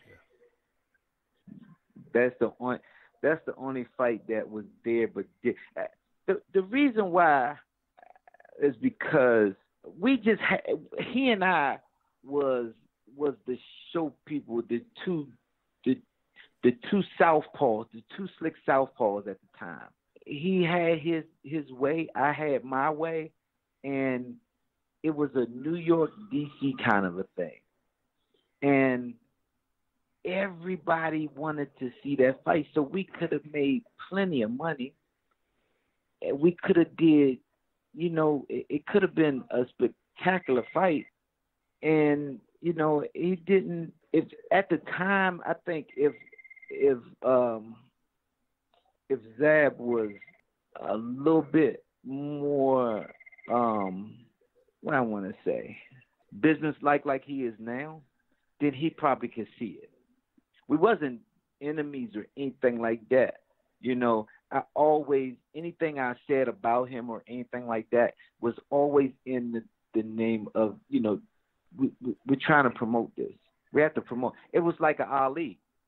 Ali ain't going to hate you, but he going to make you want to fight him. Yeah. No, I understand. And he's just trying to promote, and it's all about business, right? Yeah, nothing personal. Yeah, nothing personal, anything like that. It was just all about business, and we could have, that fight there, it could have been amazing, but we just missed the mode on it. Yeah. And this next question, my favorite answer is when people say no. And the question is, do you have any regrets in your boxing career? If you could go back and change anything, you said that you were looking at perhaps retiring after the Floyd fight. You were looking at retiring after the Vince Phillips win. Would you go back and change anything? Have you got any regrets? Probably not. Probably my regrets probably more so in my amateur careers. Probably as good as I was as an amateur, I probably didn't. Well, in boxing, period. Let me start with boxing, period. I probably, as a kid, like I tell kids nowadays, put 125 or 150% into boxing if you're gonna do it, if that's what you want to do, because I never did. I never put all. God gave me a gift, and I used it to the best of my ability. I cut corners, a lot of corners, with what I did, and I still accomplished a lot of things that people would love to accomplish or try to accomplish. But if I could do it over again, I probably would put all my time, mind, body, everything in it, because I probably could have been way better. My problem is that I knew how to do too many other things. I was in college, I was one person that I was more in tune with school and business stuff, and I know how to do carpentry work. I do electronical work. It's so many other things I can do other than just boxing. I never was just really focused on boxing. And I always tried to do the thing of, if this doesn't work for me, then what do I have to fall back on? And I probably worked on that more so than what I was doing. So if I could change anything, I probably would put everything into it, and if maybe it turned out different, maybe it may not have. Oh, that's really interesting, man. That's really interesting. That's quite amazing that you can do all these other things. But I Not a lot of people I tell kids every day, if this is if you want to do anything, if you want to do any kind of sport, anything like that, put your all into it. Don't halfway do it. Don't let the females get in your way. They're going to be there after. Trust me. Definitely. Don't let the drugs get out there. Don't let the streets get in. They're going to be there after. Yeah. Pick and choose your real friends. Stuff like that. But yeah. That's all I probably regret. And I say it all the time. I say it all the time. If I'd put my all into it, I don't know what I probably could have done. No, I mean, you achieved great things. Anyway, Sean, but it's frightening to think what would have happened if you'd have put everything into it, actually. But no. You said after the Paul Williams fight you were done. You were absolutely done. Did you ever think about coming back, though, after that at all, or were you just completely retired? No. It's funny. I got an offer with Ricky Hatton. Like, they offered something with Ricky Hatton to come over and fight. And for a lot of money, I'm not doing none of that. I'm not going back. Listen, I didn't, when I was ready to retire, I was ready. I was done. I was done way before that. So I was really done. I was totally done. I didn't want to see any more training camps. I don't want to eat right anymore. I don't want to do any. I don't want to get up early anymore. I don't want to do any of that anymore. So it's weird. Like now I do boxing fitness stuff. So I do training classes and stuff like that. And I stayed in shape, but I eat everything. I can eat anything I want, but guess what? I'm working out Monday, Wednesday, Thursday, Sunday. So I can eat anything I want, and I love it. Good for you, my man. Good for you. I love it, and I'm still in shape. And it's funny because my wife always tells me, Sean Bay, my man told me the other day, he was like, Sean Bay, if you ate right, you'll be cut up because you already cut up and you're not even eating right. I said, yeah, I know, but I don't want to be real cut up. I'm 50 years old, man. Look, I look fine for 50. You do. You certainly do. Sean Bay, I was going to ask you what you're up to now. You mentioned there that you do fitness training. You speak to kids a lot. What else are you up to? Have you got a lounge? I'm in the. Nah, yeah. Well, my wife and I, we own the lounge since 1999, and we still have it in Baltimore. Because she's from Baltimore, so I'm out here to Baltimore, and I'm in the car business. I was in the car business when I was in college, so I did an internship at a car dealership. So I wanted to get back into the business, and I got back into it. I'm ready to get out of it though, but yeah, I'm in the car business. I did everything in the car business, from sales to finance to being a used car manager, all that stuff. So I went back to sales because it gives me the flexibility to do what I want. It sounds like you're doing well, and it's keeping you busy, which is good, Sean Bay, especially post boxing.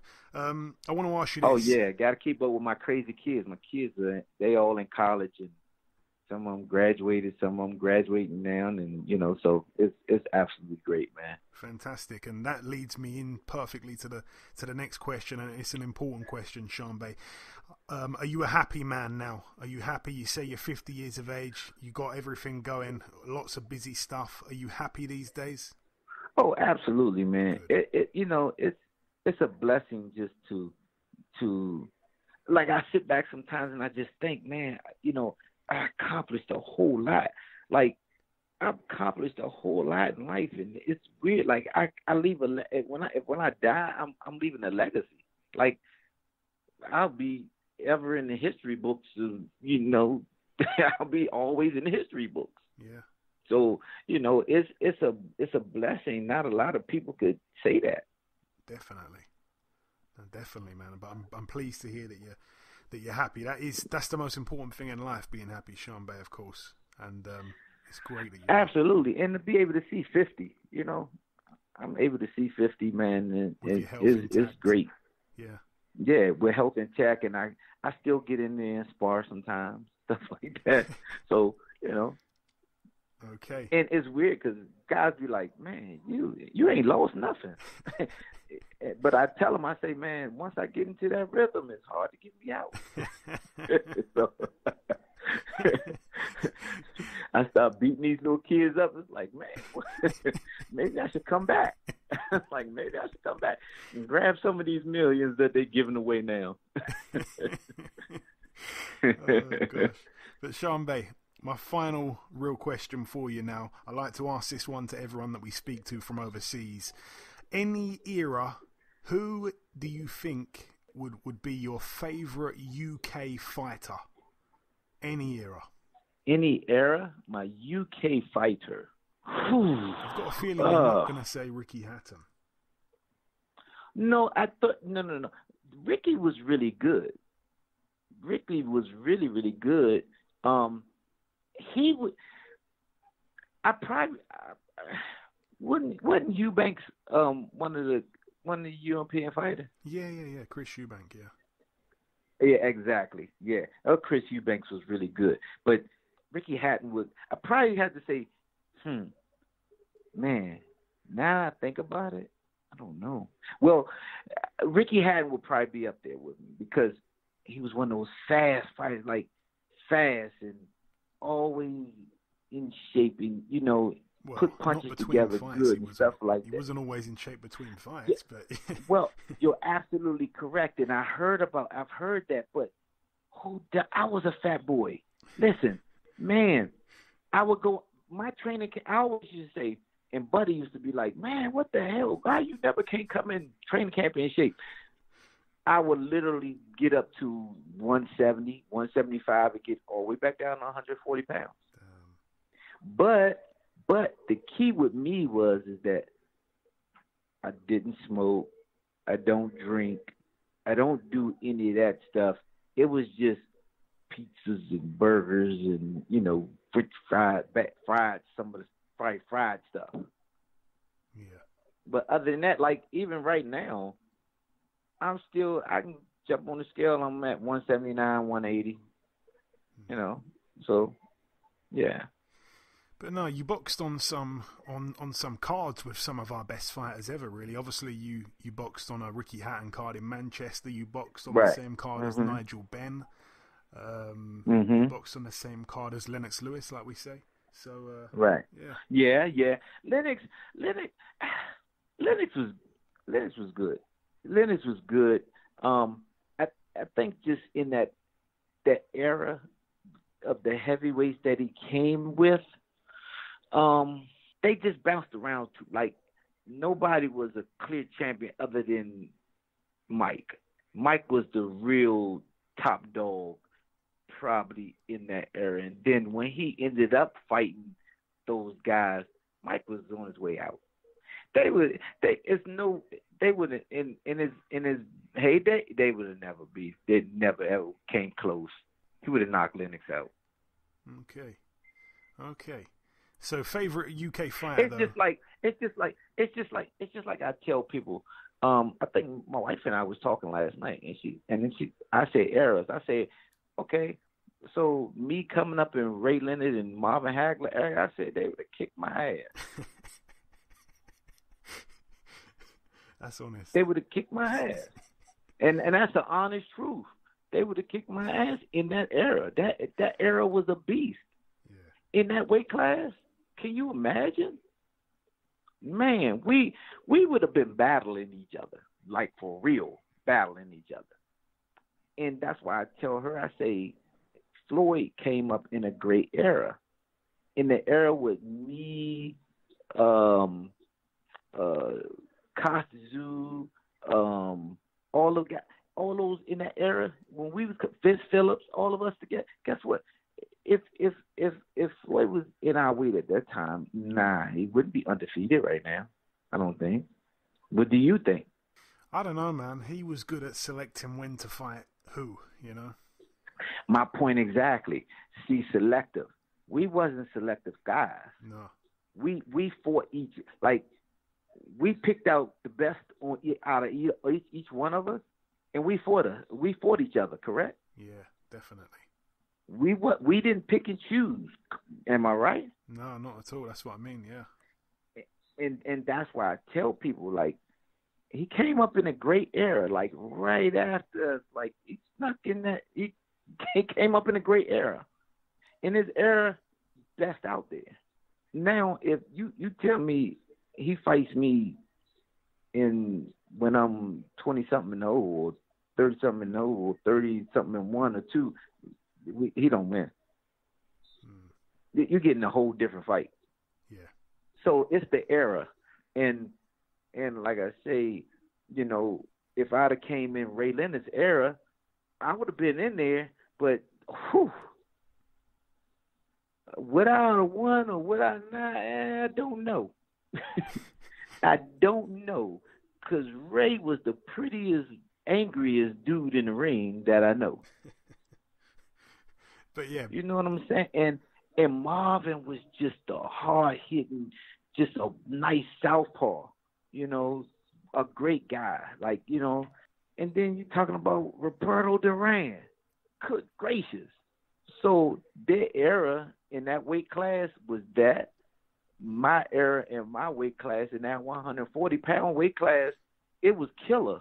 We had all killers in that weight class. Nobody wanted to fight in that weight class, right? In my era. Yeah. But the original question, though, Sean Bay, favorite UK fighter, Chris Eubank? Probably had Chris Eubanks. Probably, I always liked him. Yeah, definitely. That's a popular answer when I always liked him. Yeah, a lot of people say. Yeah, I always liked him. Really slick. I always liked him. Yeah. But Ricky Hatton was right up there with him too. Yeah, another popular answer. And just finally, Sean Bay, if you've got any closing words to anyone that's listening to this, anyone that ends up listening to this, you know, especially from the UK, obviously the fans over here, you witnessed it yourself when you went to Manchester. People over here really know boxing. What's your message to your supporters, Absolutely. your fans this side of the Atlantic? Hey, I'm doing great. I hope that boxing gets back to what it is. I want to come to Manchester. You can bring me out there anytime. I'll play soccer for you or something. I don't know. but no, I love you guys, and thank you for having me on the show, man. Listen, Sean Bay, it's been an absolute pleasure. Believe me, it really has been. Going over your entire career has been a complete delight. Thank you so much for your time. I wish you the absolute best for the future, and hopefully we can speak again soon, my man. Absolutely. Thank you, sir. Okay, and this wraps up episode 266 of the Box Hard Podcast. I've been your host, Joey Coastman. Eddie Chambers has been with me for the duration of the show. A massive thank you to our sole guest on this week's podcast, the former WBA Super Lightweight World Champion, Mr. Sean Bay Mitchell. A massive thank you to you, the listeners, for tuning into this week's podcast once again. Remember, if you can, to send in a trivia question for Eddie Chambers. We need more, certainly. It can be really easy ones. It doesn't really really matter, to be honest. Just send some in. That will make my job a lot easier. There has been one or two pieces of news break whilst we've been recording the show. Karim Guerfi versus Lee McGregor for the European title. That's been rescheduled. That's going to now be taking place on January 22nd in Wakefield.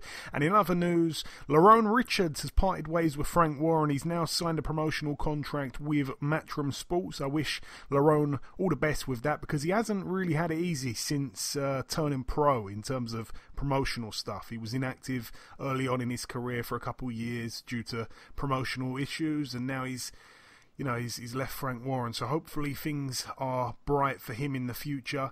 But that's about everything from myself. Enjoy your weekends, people. Remember to tell a friend to tell a friend to tell a friend about the podcast, and we shall see you all again next week.